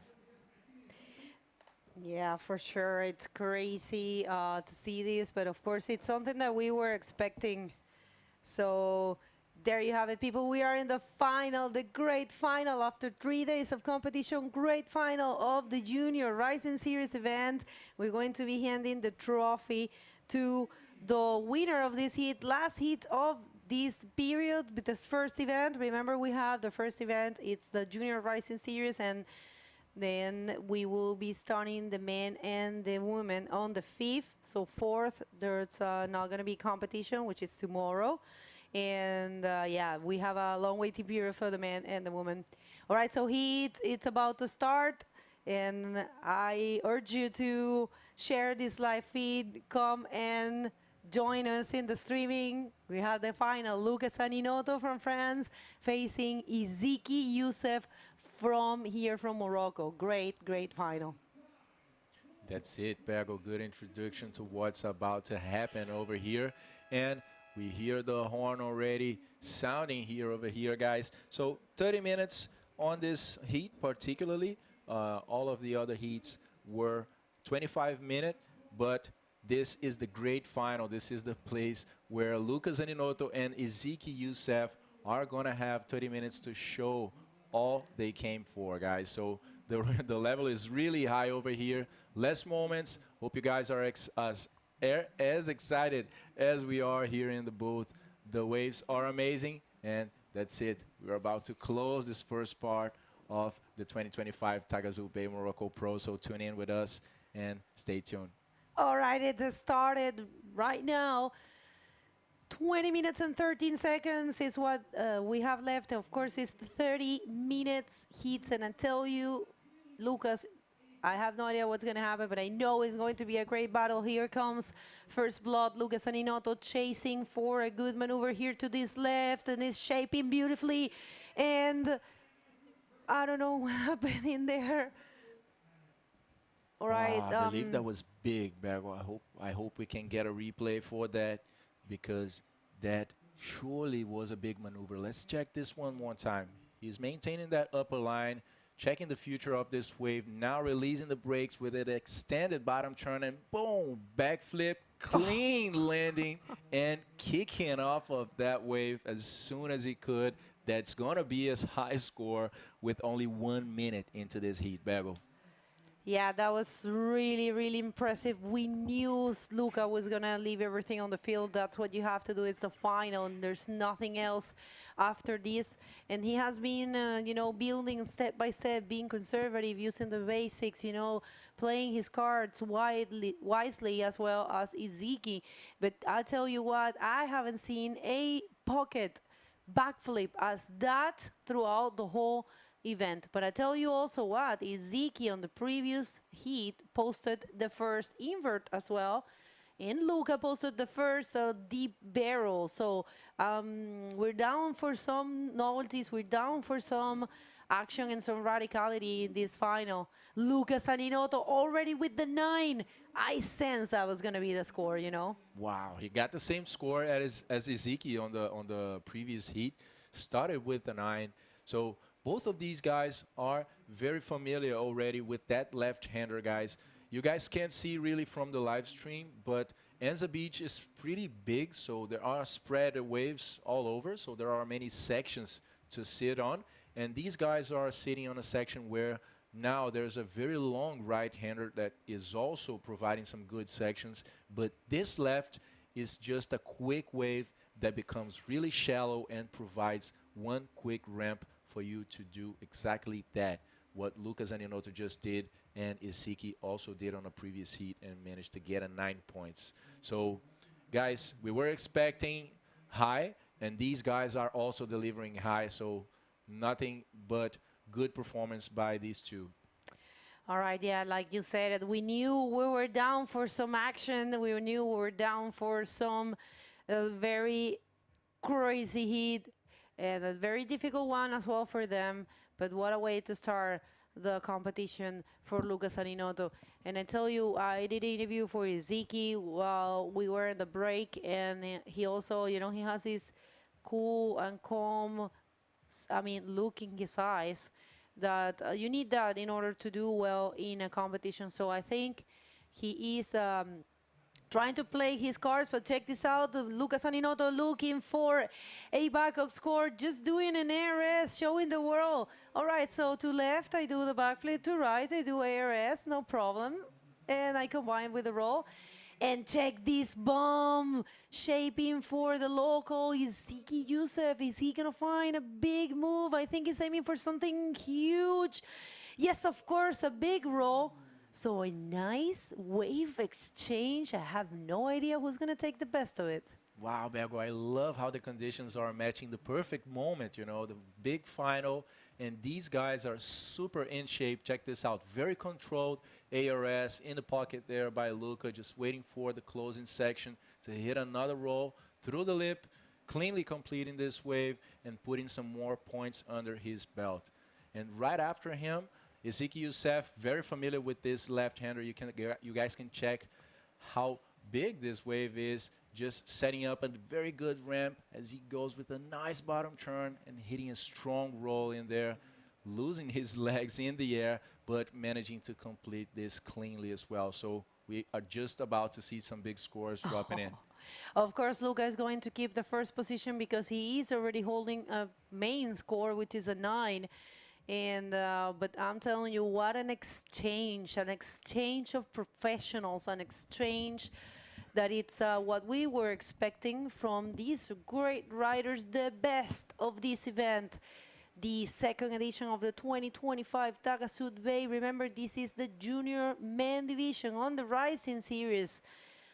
New format for the IBC World Tour is being presented. It's being brought to you by Taghazout Bay, and we would like to thank greatly the Royal Moroccan Surf and Bodyboard Federation for making this possible, and of course all the institutions that has been supporting this event since the very beginning. We have the Regional Council of Sus Massa, the Wilaya Sus Massa, the Ministry of Sports, the Municipality of Agadir, Municipality of Taghazout, and our sponsors. And thanks a lot as well to Red Bull, Rip Curl, Pride Bodyboards, Radisson Blue, and Tequila Hotel, RDTR, the Local Tourism Network, and the Regional Council of Tourism, the CRT. Thanks a lot to Imoran Surf Association, Anza Blue Waves, New Generation Surf, and Taghazout Board Rider for your amazing service towards this event. And also Ariadia TV, our media partner, covering as well the amazing action that we are seeing here in Anza Beach. And I'm really happy that this heat has 30 minutes, you know, because it's just a show. I mean, these two guys out there, they are very in sync with the conditions, you know. The waves are providing big ramps, barrels as well. Why not? We just saw a very good one. So, yeah, it's definitely going to be 23 minutes of show, Bago.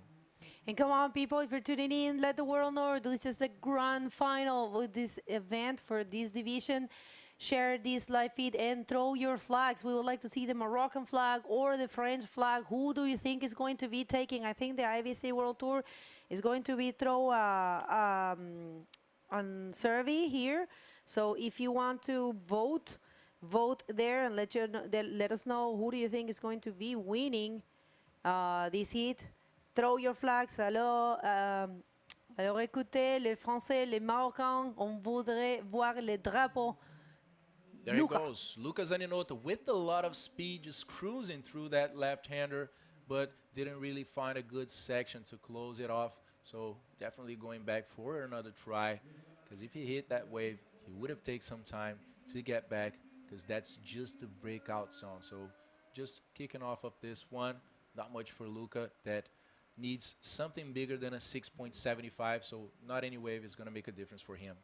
All right, so straight answer right here from the local. We'll see Ziki Youssef, and not able to do anything as the same. Happened exactly the same that happened to Luca, and the scores are there. 6.75 for the backup score of Luca Zaninoto and a 6.5 for the first wave of the local. Ziki Youssef now needing a 9.26, but I tell you what, if someone can do that in this competition, is him. He proved to be the best so far in the previous heat because he's got the higher total score of the competition, and he can do the same now. So we don't know what's going to happen. Nothing is 100% warranty. We have still 20 minutes and 50 seconds on the clock. Yeah, Bago, definitely. There's nothing warranty here. Nothing secured, it's just surprise. The only thing secured here is the emotion of watching these guys ripping in the water.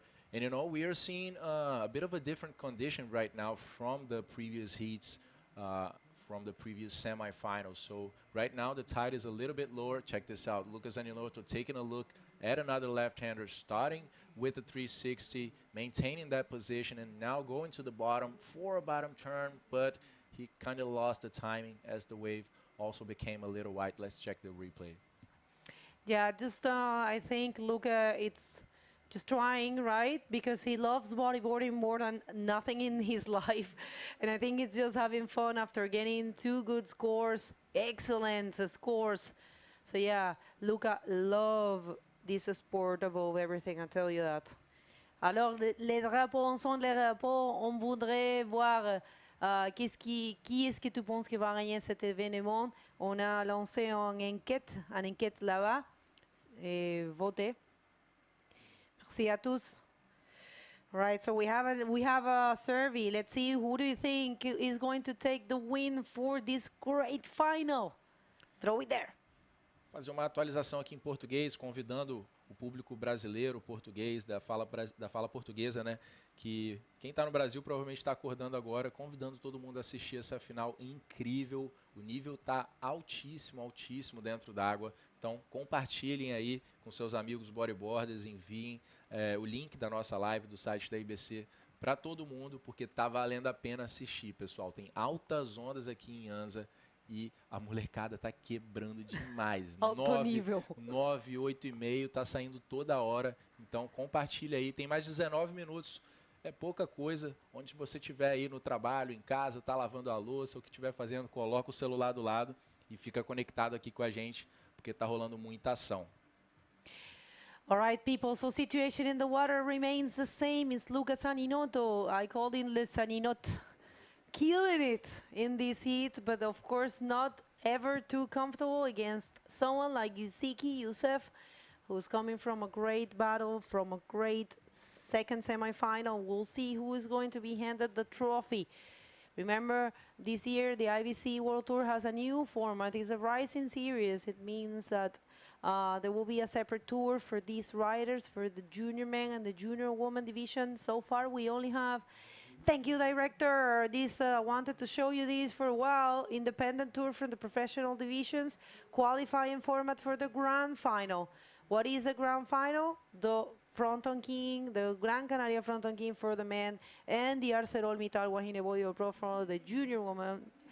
And whoever wins the grand final will be the world champion.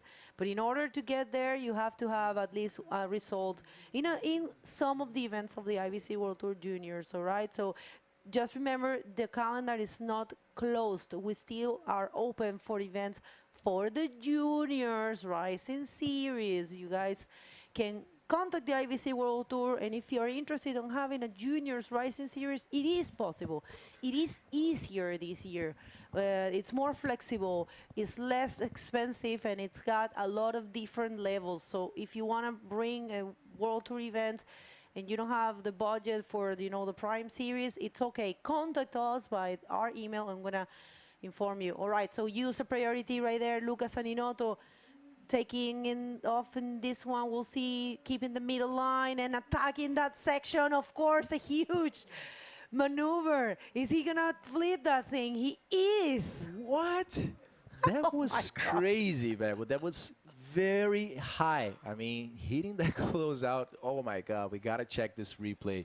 So Lucas just precisely looking at the section he wanted to hit, maintaining that upper line, and as the wave becomes very shallow, you guys can check on the detail, a nice bottom turn, and as it closed out, check this. Boom! Oh my Lord. Huge flight by Lucas Aninoto. Crossed legs, elbow on the board, fully controlled, a tough, very tough landing over there, but he managed to show up in front of the white water, and that is crazy performance by these young riders, Bago. Oh my God. I tell you what, you know, he not even a single hair out of place when he flipped that thing, you know, that was just perfect. And of course, the landing, he didn't land on the flats, but still, he completed it. He actually paddled to get out of the foamy section, but that was a very explosive maneuver. So we'll see if he gets something more than what he's holding as a backup score at 6.75. But Lucas Aninotto, you know, I remember when I saw him the first time, when I got to hear from him, because I didn't see him, I think I found it on the, you know, social media. I was like, who is this kid? Really? And then I remember seeing him in 2021 in Sinter, and I was just mind blown. I was like, Sinter was decent size, you know, like kind of big. And you know how Sinter is, it's difficult. Yeah. And he was competing in the men division, or even, I don't know if it was in the junior or not, in the juniors, and he was doing inverts in massive waves and stuff, and backflips and all kinds of stuff. And I was like, my God, this kid, he is going to be world champion. And we know that. We all know that. We don't know when, but he's going to be world champion, for sure. Yeah, Bago, that was a very good maneuver. The only thing that definitely will take some points out of that wave is the landing, you know, because he hit a part of the wave that was kind of foaming towards him when it closed out. So the landing was a bit, it wasn't the best one. It wasn't in the flats like you said. So definitely that's going to take some points out of him.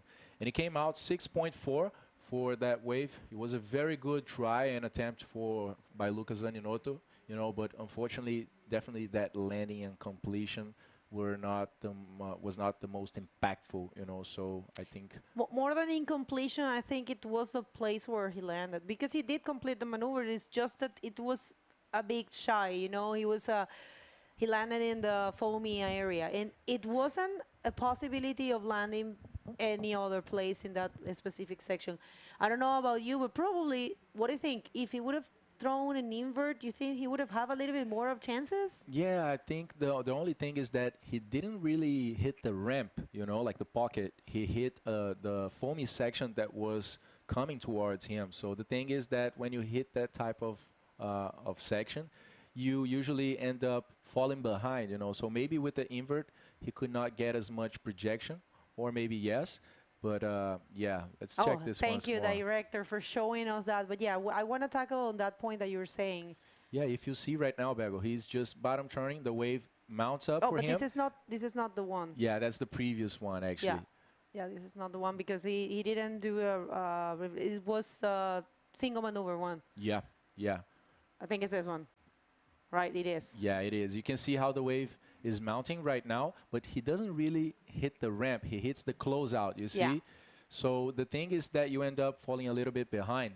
He managed to get some projection, you know, so he completed the maneuver, but not landing in the flat. That definitely would have been much higher flight, and also impactful landing. So that would have given him, right? Yeah, he could do. Probably. He could do, yeah. Who knows? He knows better than us. Anyways, it doesn't matter. He's still in the first position, and still Iziki. It's a huge score, but check this out. Oh, I don't know if that's going to be something for Iziki. All right, so they're choosing more the left.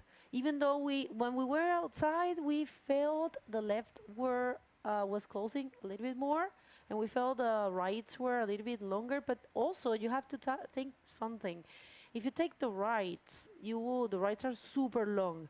So it will take you a long while to come back to the lineup. So probably in their eyes is, I will try to remain in this area. I will try to remain closer so I can come back faster and take my priority and use the competition tools. I'm not going to get too greedy, you know. So maybe, who knows, you know, athletes, they all have their secrets, you know. Yeah, definitely, Bego. But looking by how they have been surfing, you know, in the semifinals, I believe both of them entered the water, you know, looking and intending to stay on those lefts, you know, because that's what took them here to the final. You know, they both found very good scores to the left on the previous heat. So I believe, personally, I don't know about them, but I believe that they entered the water looking at those left and also judging by their position in the water right now. So maybe it could be a little, you know, dangerous for Iziki in this case, with only 11 minutes remaining to change the whole strategy with everything that he has to do, you know, looking by his situation in need of a 9.26. maybe changing the whole thing can be very stressful and frustrating sometimes if you don't get the first good wave. So I don't know. It is indeed closing faster right now because the tide is super low. It's like bottomed right now. But yeah, it's just a matter of finding one wave that really gives the space, and they are there, you know. So if Ziki finds one, I'm pretty sure he's gonna send a big maneuver as well, Bebo. Yeah, why not a 10? We haven't seen the first 10, and the conditions are for that. Check this out. We'll see. I don't know. It's a little bit of a mushier one. Maybe he can just get rid of that one for, you know, something. Ah, you can tell the nervousy. It's gotta be. It's normal. I mean, you have to be nervous. Yeah, he was hurrying about this wave, and tried to get an intermediary wave there, kind of foamy, just broke on him, you know, and he couldn't really get any projection on that roll. Didn't even hold the board to complete the maneuver. There's still 10 minutes. Let's see, maybe we can see a 10, we can see 9s, very possible from both of these guys. The only thing that would really make it hard for Ziki is, you know, Luca increasing that 6.75, which is very possible as well. He's holding the priority. And he's looking for that. And that would put Ziki in combination situation. And then with 1/3 of the heat remaining, that would be hard to deal for sure, at least emotionally. Well, you know what? It's been a great run. It's been a great event. I have to tell you, if you missed it, it's all here in the YouTube channel. So make us a favor and make bodyboarding a favor and subscribe to this YouTube channel and follow us at the social media. It's been a great event, and we are starting the men and the women prime series event in the 5th, and judging by these conditions, we think we're gonna be starting on the 5th itself and probably running all the days. And check this out, we have Ziki taking this one, not a big wave, but enough to probably build his campaign to try to get a little less, but actually nothing. There's a point when the rider knows that that wave is not gonna work much for you, you know, and probably said, I'm just gonna leave.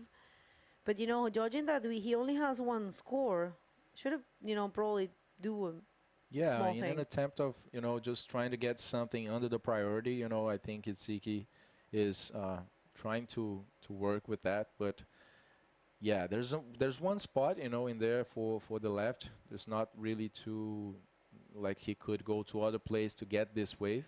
So they have to be close to each other. Luca is holding the priority. I think that was just an attempt for Ziki to get a wave, you know, coming more from the inside and under the priority, because Luca definitely is gonna be close to him, you know, because he knows the potential for Ziki. Yeah, no, definitely. Well, 7 minutes and 50 seconds, people. Finals of the Junior Rising Series, Junior Male Rising Series, and we couldn't be more happy about all the sponsors. I think we couldn't name the sponsors before, only thank the institutions. Thank you, Red Bull. Thank you, Rip Girls. Thank you so much, Pride Bodyboards. Thank you, Radisson Blue, Taghazout Bay. Thank you, Tikida Hotels, RDTR, which is a local tourism network, and regional council of tourism, I'm sorry, and our local associations.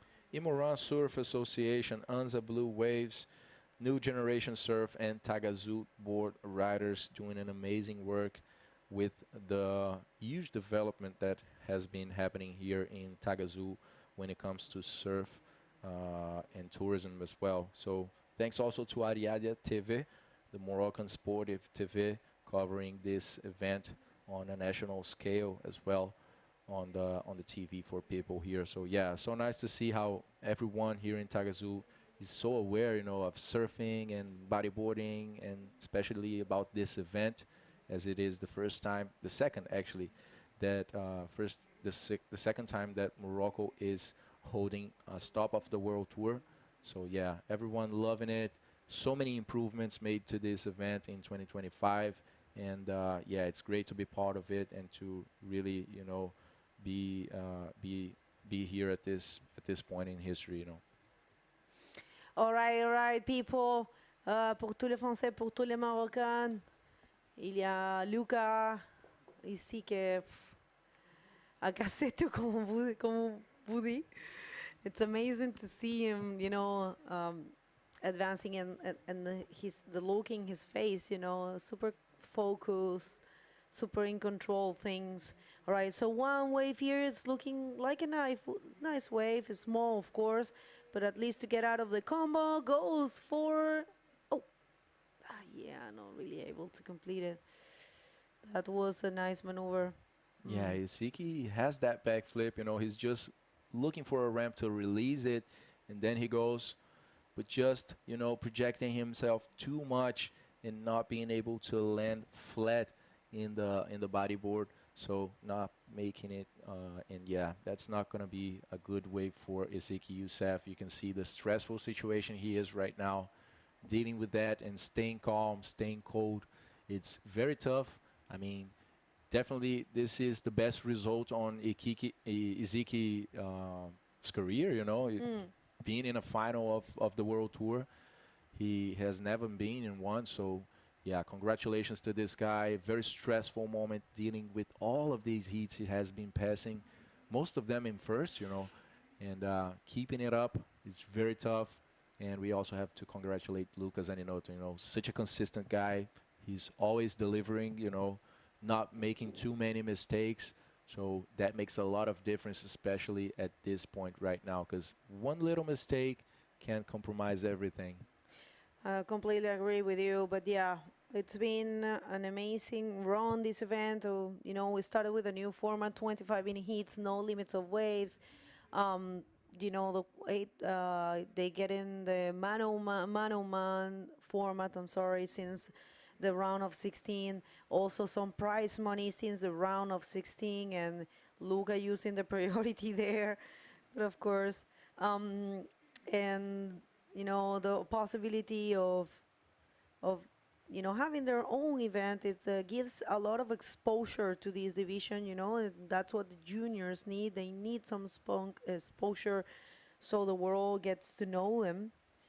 And it's been a great run. I'm super happy. I think in general, everyone is super satisfied with the results. It's been a smooth event. The organization, it's been great. I mean, the place, it's been, all the organizers have been delivering. The area is super comfortable. So a great event, definitely a success for the first ever Junior Man Rising Series. 3 minutes and 17 seconds, and it's all looking or pointing to Luca Zaninoto getting the title once again. Back to back, Luca Zaninoto could be the champion of the Taghazout Bay Morocco Pro. We're going to get to see if that happens. We're still waiting because, right now, Iziki, if he finds a bomb, but there's a wave shaping in the back. So, but the thing is that, Luca's Luca, ready there. Yeah. I was thinking about that. Luca is using his priority, not like crazy, because he can't really chase too much, but that's how you use a priority. And he said in an interview, he said, garder la priorité. They actually take good care of the priority. And check this out. This is a close out, I think, and They're no both takers. getting caught. Yeah. Yeah, check how far behind this breaks Bago. And right now, with the tide starting to fill in, definitely these waves are going to become bigger and bigger and break even further, So, yeah, conditions is just changing a lot here today. With 2 minutes remaining, the situation starts to become more solid. It starts to become more improbable for Ezeki to change all of this. But it is possible. He needs one wave. He needs a 9.26. So let's see how this will end. Luca is holding that priority, ready to use it as soon as Ezeki shows he is willing to go on a wave. And very smart move by the French guy, who is the defending champion. So doing everything he can to really maintain that, maintain his winning position here in Morocco. All right, 1 minute and 20 seconds. This is almost a seal there. 9.26 without priority. Iziki Youssef. It's a tough situation there for Iziki. But hey, do you know, Iziki, He did an amazing job in the previous heat. He is still holding the higher score of the whole competition. I mean, maybe Luca gets a wave now and gets something higher, but yeah, the Ziki add up the higher score in the previous heat and put in combo situation his friend, his fellow Moroccan rider. So it is a great achievement either way. And also he's going to be the vice champ, I mean the runner-up for this event. So it's an amazing result. Definitely, Bego. Definitely going to be marking his career for sure. Luca also overcoming his previous record on the semifinal with a 15.65. He just achieved a 15.75, so increasing a little bit by 0.1 points his previous record, and also scoring a 9, which was the highest score of the competition so far, taken by Iziki. So very good job by Luca Zaninoto, and it is decided, guys. Luca Zaninoto, the French guy, just confirmed his situation, and 2 times champion on the junior division of the 2025 Taghazout Bay Morocco Pro. Congratulations to both of these riders. Super good performance. And I see Chicken asking for the last score of the last of Luca. It was a 6.4. It didn't actually influence his total score. So yeah, still there for, check this out, for the French men, all the French juniors running there to carry Luca. Huge congratulations to Morocco for having 3 riders in the podium and for having Iziki Youssef surfing really good and getting that runner-up title here in the 2025 Taghazout Bay Morocco Pro. We have our champion for the junior man division, and check that out, we also have the Moroccans running to, I think they're going to be carrying Iziki, and we have Luna Harman going to the water right there. Time to practice. It's straight from Hawaii. Nice. Well, I wish I could do the same. There you go. Oh, that's so beautiful. I think I'm going to have both riders being carried. I just love these moments. And for you people, we tell you that we are going to, we're not going still to commercials because we don't want to miss any of these moments. Yeah, that's so nice. Are we going to see the Moroccan in one side and the, oh, check that out. That's Luna. She's going to say congratulations to Luca. They're good friends, you know. Luna has spent some time in Nico Padua house, and she has been trained by Nico and surfed a lot in La Salle. So yeah, that's super cool. Look at Luca coming out, very happy. And yeah, I mean, a round of applause for Iziki.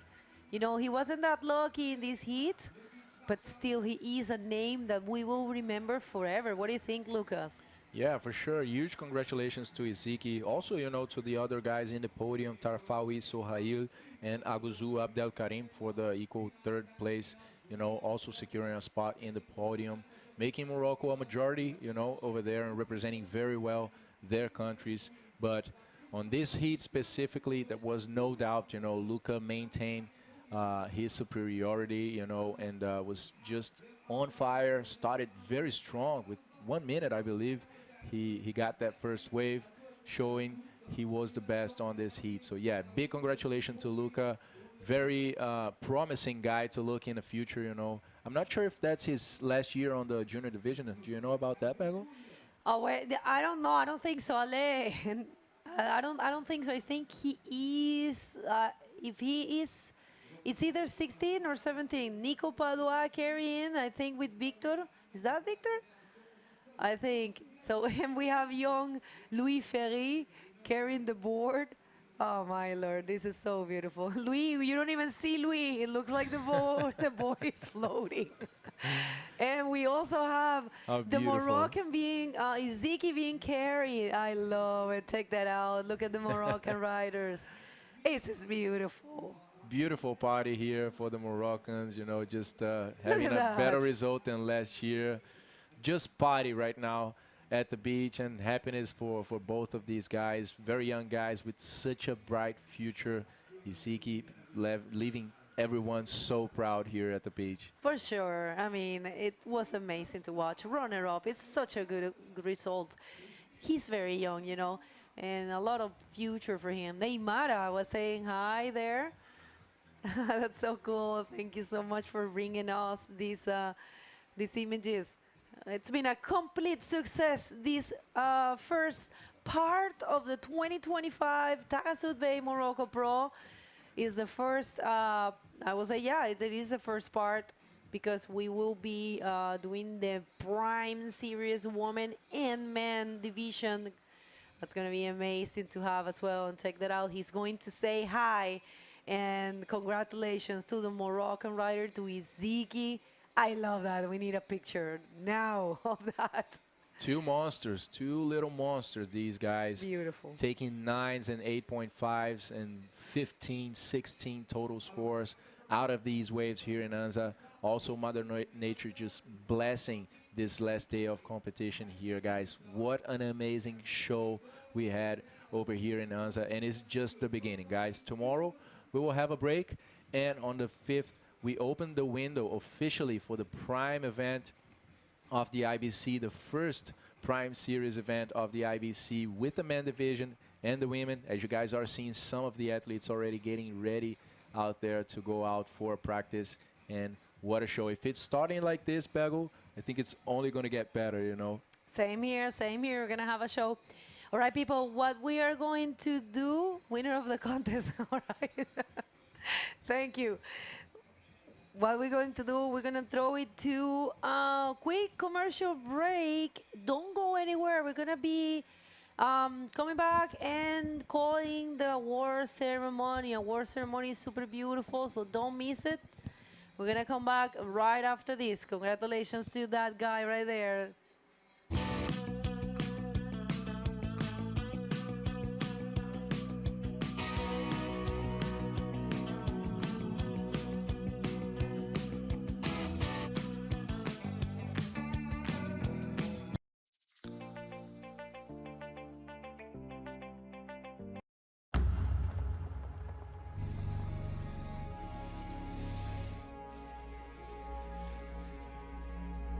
The most beautiful stories start with an encounter.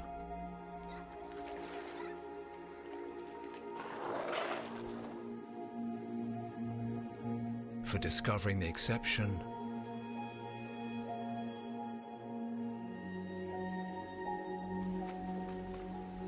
living the exception.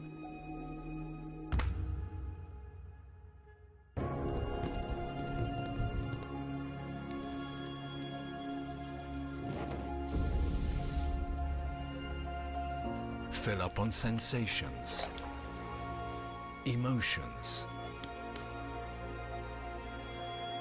memorable memories.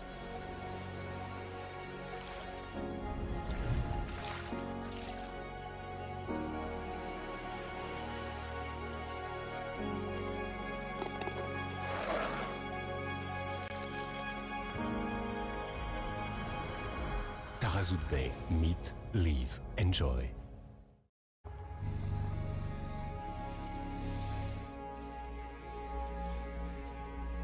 Les plus belles histoires commencent par une rencontre.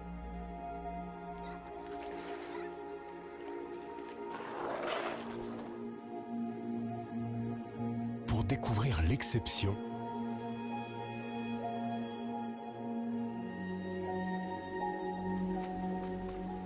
vivre l'exception.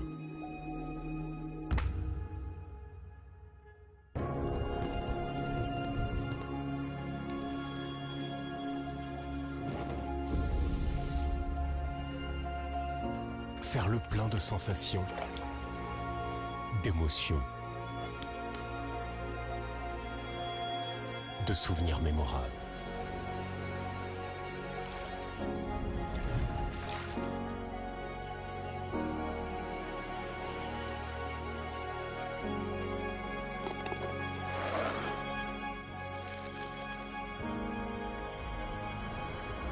Taghazout Bay. Meet, live, enjoy.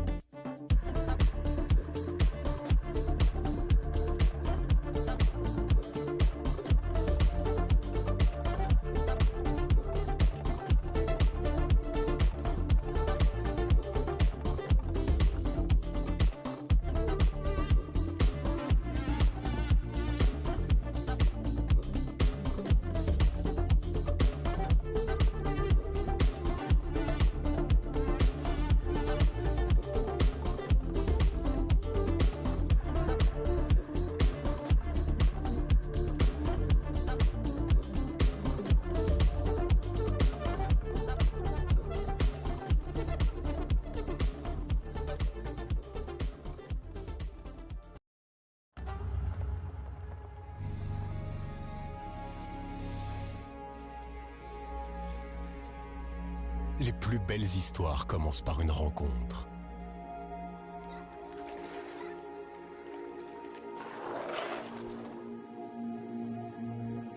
Pour découvrir l'exception,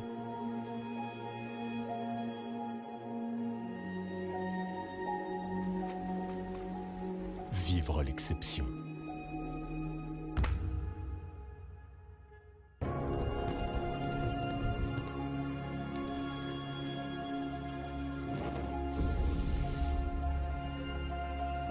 Faire le plein de sensations, d'émotions, de souvenirs mémorables.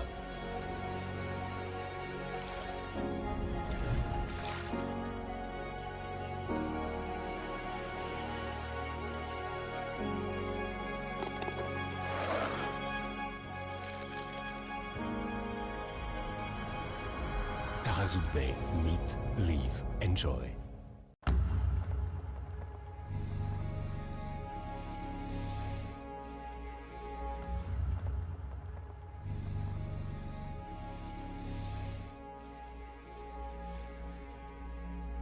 The most beautiful stories start with an encounter.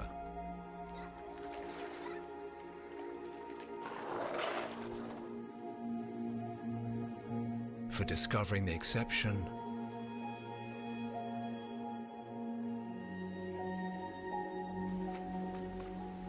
living the exception.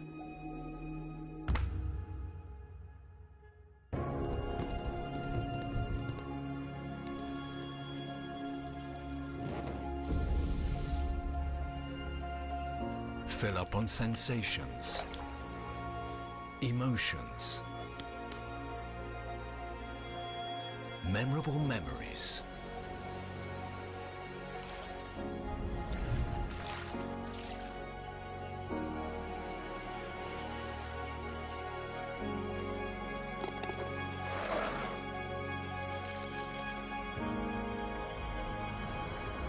Taghazout Bay, meet, live, enjoy.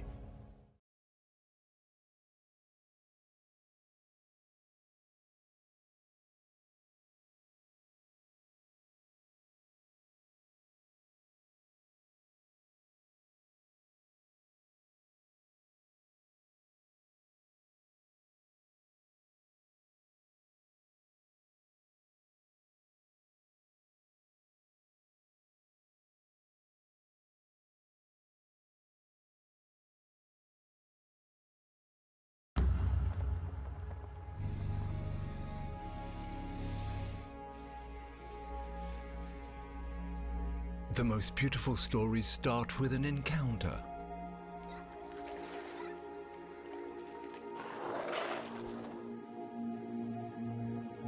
For discovering the exception,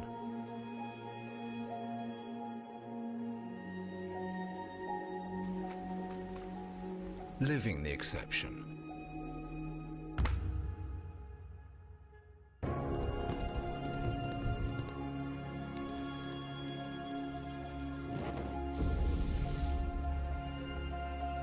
Fill up on sensations, emotions,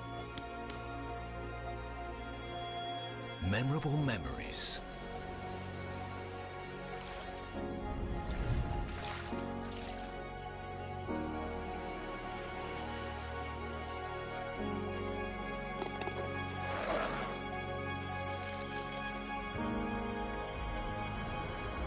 Taghazout Bay, meet, live, enjoy.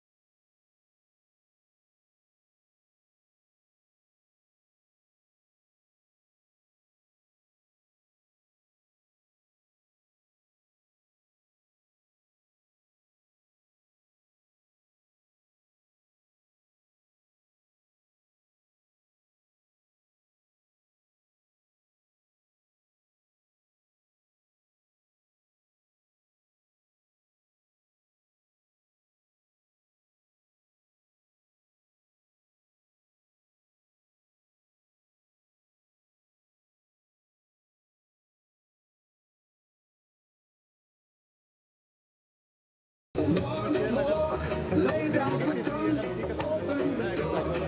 One love, one way. Let the music make a change today. Children suffer, mothers weep, while the wicked make their keep. But I know that time will come when the people rise as one. Oh, my sister, don't you cry. Better days are drawing nigh. Sing a song, feel the vibe. Let the love stay alive. One no more, one no more. Lay down the guns, open the door. One love, one way. Let the music make a change today. Father, guide us through the storm. Keep our hearts forever warm. No more fighting, no more lies. Let the truth light up the skies. So when the dawn tries to rise, let the love shine in your eyes. One no more, let's stand strong. Sing of peace all night long. One no more, one no more. Lay down the guns, open the door. One love, one world, one way, one way. Let the music make a change today. Children suffer, mothers weep, while the wicked make their keep. But I know that time will come when the people rise as one. Oh, my sister, don't you cry. Better days are drawing nigh. Sing a song, feel the vibe. Let the love stay alive. One no more, one no more. Lay down the guns, open the door.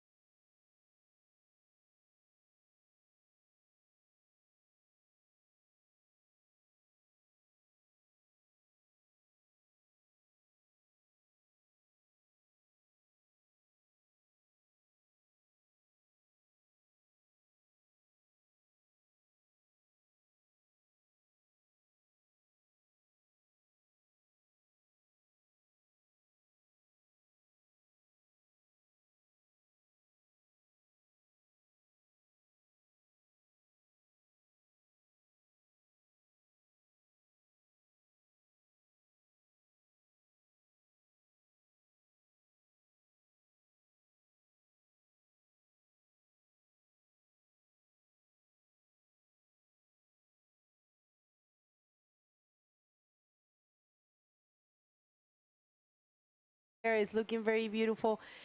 And Lucas, I don't even know where to begin. I would like to say, for me, super inspirational and motivational to see that this first ever Rising Series Junior Man event was a success. I would like to thank especially the Royal Moroccan Surf and Bodyboard Federation for trusting in the IBC, for trusting in this new format, trusting and bringing this event for the second year in a row. And of course, Taghazout Bay for being the title sponsor. The event itself was a success. We had 3 days of competition. We put in place a new format, which is way better for the juniors, and it worked perfectly. They all were super happy. The waves were very good in general. Of course, we had a little bit of a small day, but today it was a remarkable day for the books of bodyboarding history. What do you think?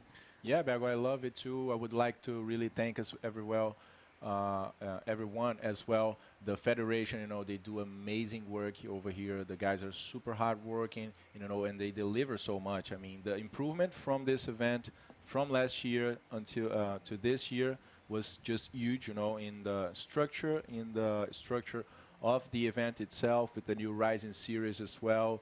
The changes made for the riders, with the 25-minute heats, the priority in place since the first heats for them, since the first rounds.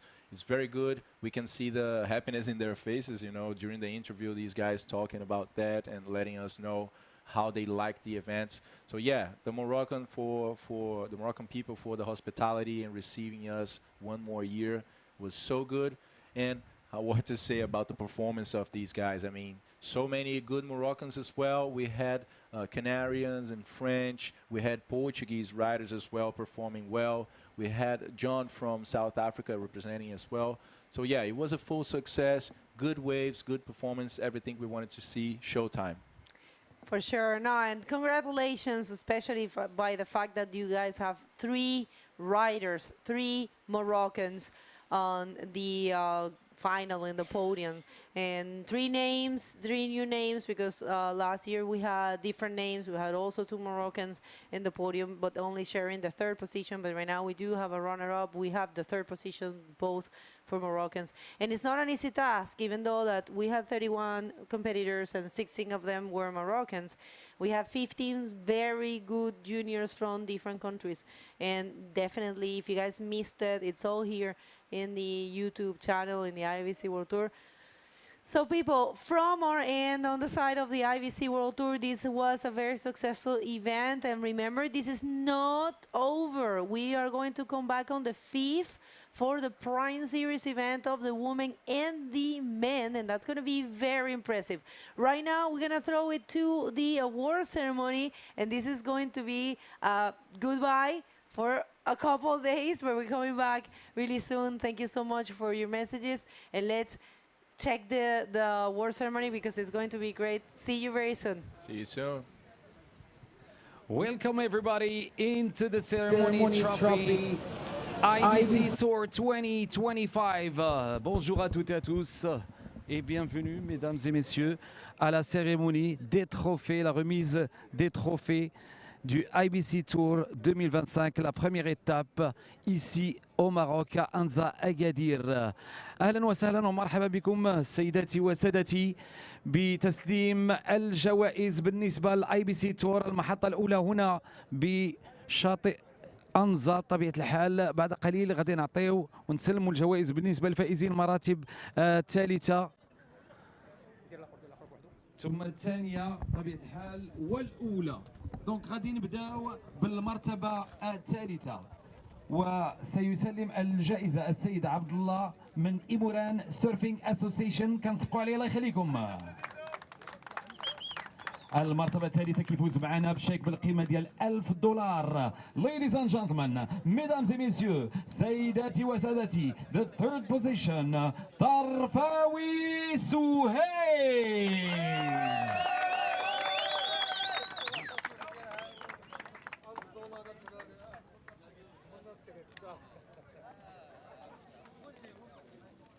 طرفاوي سهيل كيحتل المرتبة الثالثة وكيفوز معنا بشيك بالقيمة ديال $1000 طبيعة الحال. دائما المرتبة الثالثة وسيسلم الجائزة مسيو دان دو IBC تور مكلف IBC تور طبيعة الحال شيك بالقيمة ديال $1000 et le prix va à monsieur Agouzoul Abdelkarim.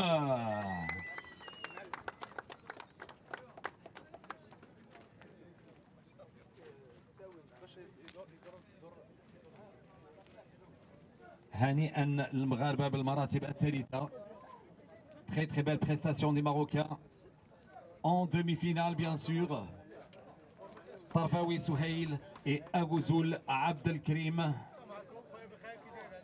أما الآن سنمر إلى المرتبة الثانية. Mesdames et messieurs, et maintenant on va passer à la deuxième position. The second position, ladies and gentlemen. وكيفوز معنا بشيك بالقيمة ديال $2000 وسيسلم الجائزة الحاج العلج. كنصفقوا عليه الله يخليكم. من الجامعة الملكية المغربية لركوب الموج. المرتبة الثانية deuxième position. Second position, he's representing Morocco, Iziki Youssef.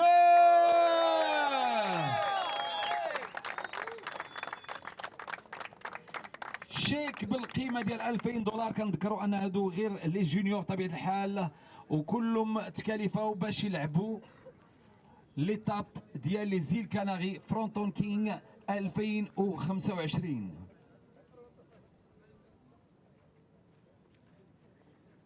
صور تذكارية تسليم الجائزة. أما الآن ladies and gentlemen, mesdames et messieurs, سيداتي وسادتي، المرتبة الأولى the winner ladies and gentlemen وسيسلم الجائزة السيد المدير الإقليمي لوزارة التربية الوطنية والرياضة السيد عدة بوغنين. يتفضل مشكورا. كنصفقوا عليه الله يخليكم. شيك بالقيمة ديال $3000 $3000 and the winner ladies and gentlemen representing France Mr. Luca Zaninotto.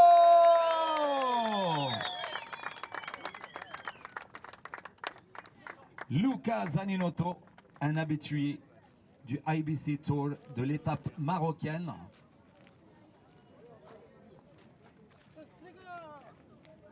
Excellent. On les applaudit très fort. Merci tout le monde. Thank you everybody. We hope to see you. Yes, Luca. Un petit mot. Salam alaikum à tous. Bon ben voilà, hyper content de gagner pour la deuxième fois consécutive cette étape ici au Maroc. Conditions vraiment incroyables pour ce Final Day, pardon. Vraiment des vagues de ouf, tout le monde a fracassé, donc c'était ouf. Merci à tout le monde, merci à la Fédération Royale Marocaine, à l'IBC, à Brahim, à Nico, à tout le monde qui était là pour supporter, c'était vraiment trop cool. Et on se voit en Open dans 3 jours.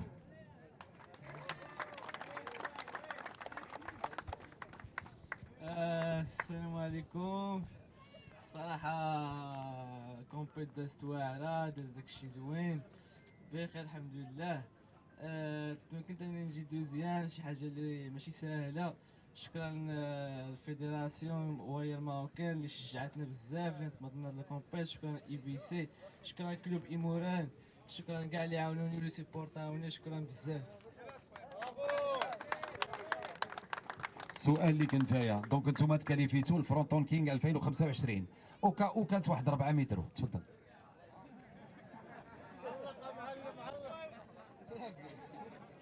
داكشي تبارك الله، راه داكشي كبير وتنحاولوا نديروا بون زيتا. شكرا. الحمد لله نديروا داكشي اللي علينا وصافي. ميرسي، شكرا لكم، تبارك الله عليكم. صورة جماعية بطبيعة الحال، يلا تفضلوا الناس اللي يسلموا الجوائز افيك لي غانيون. فوتو فينيش. سير اخويا.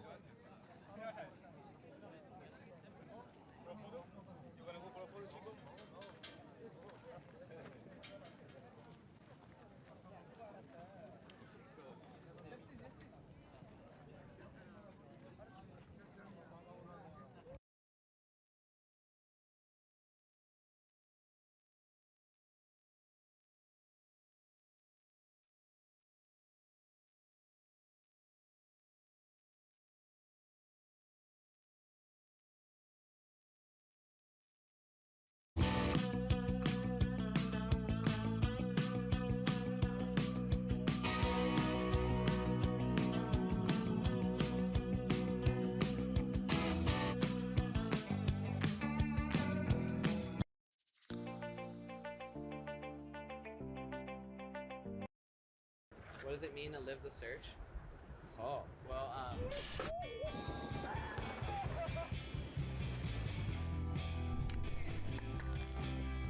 It's just like living the best life. I will never stop searching.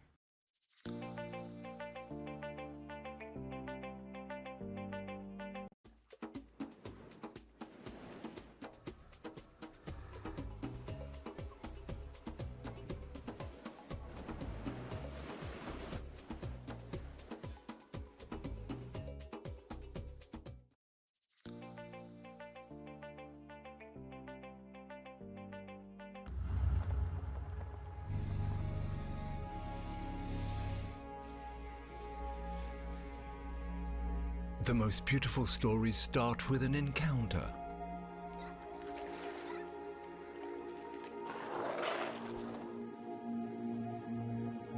For discovering the exception,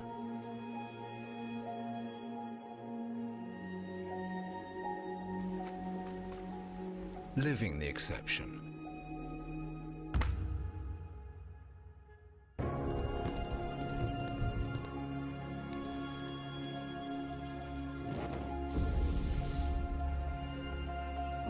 Fill up on sensations, emotions, memorable memories.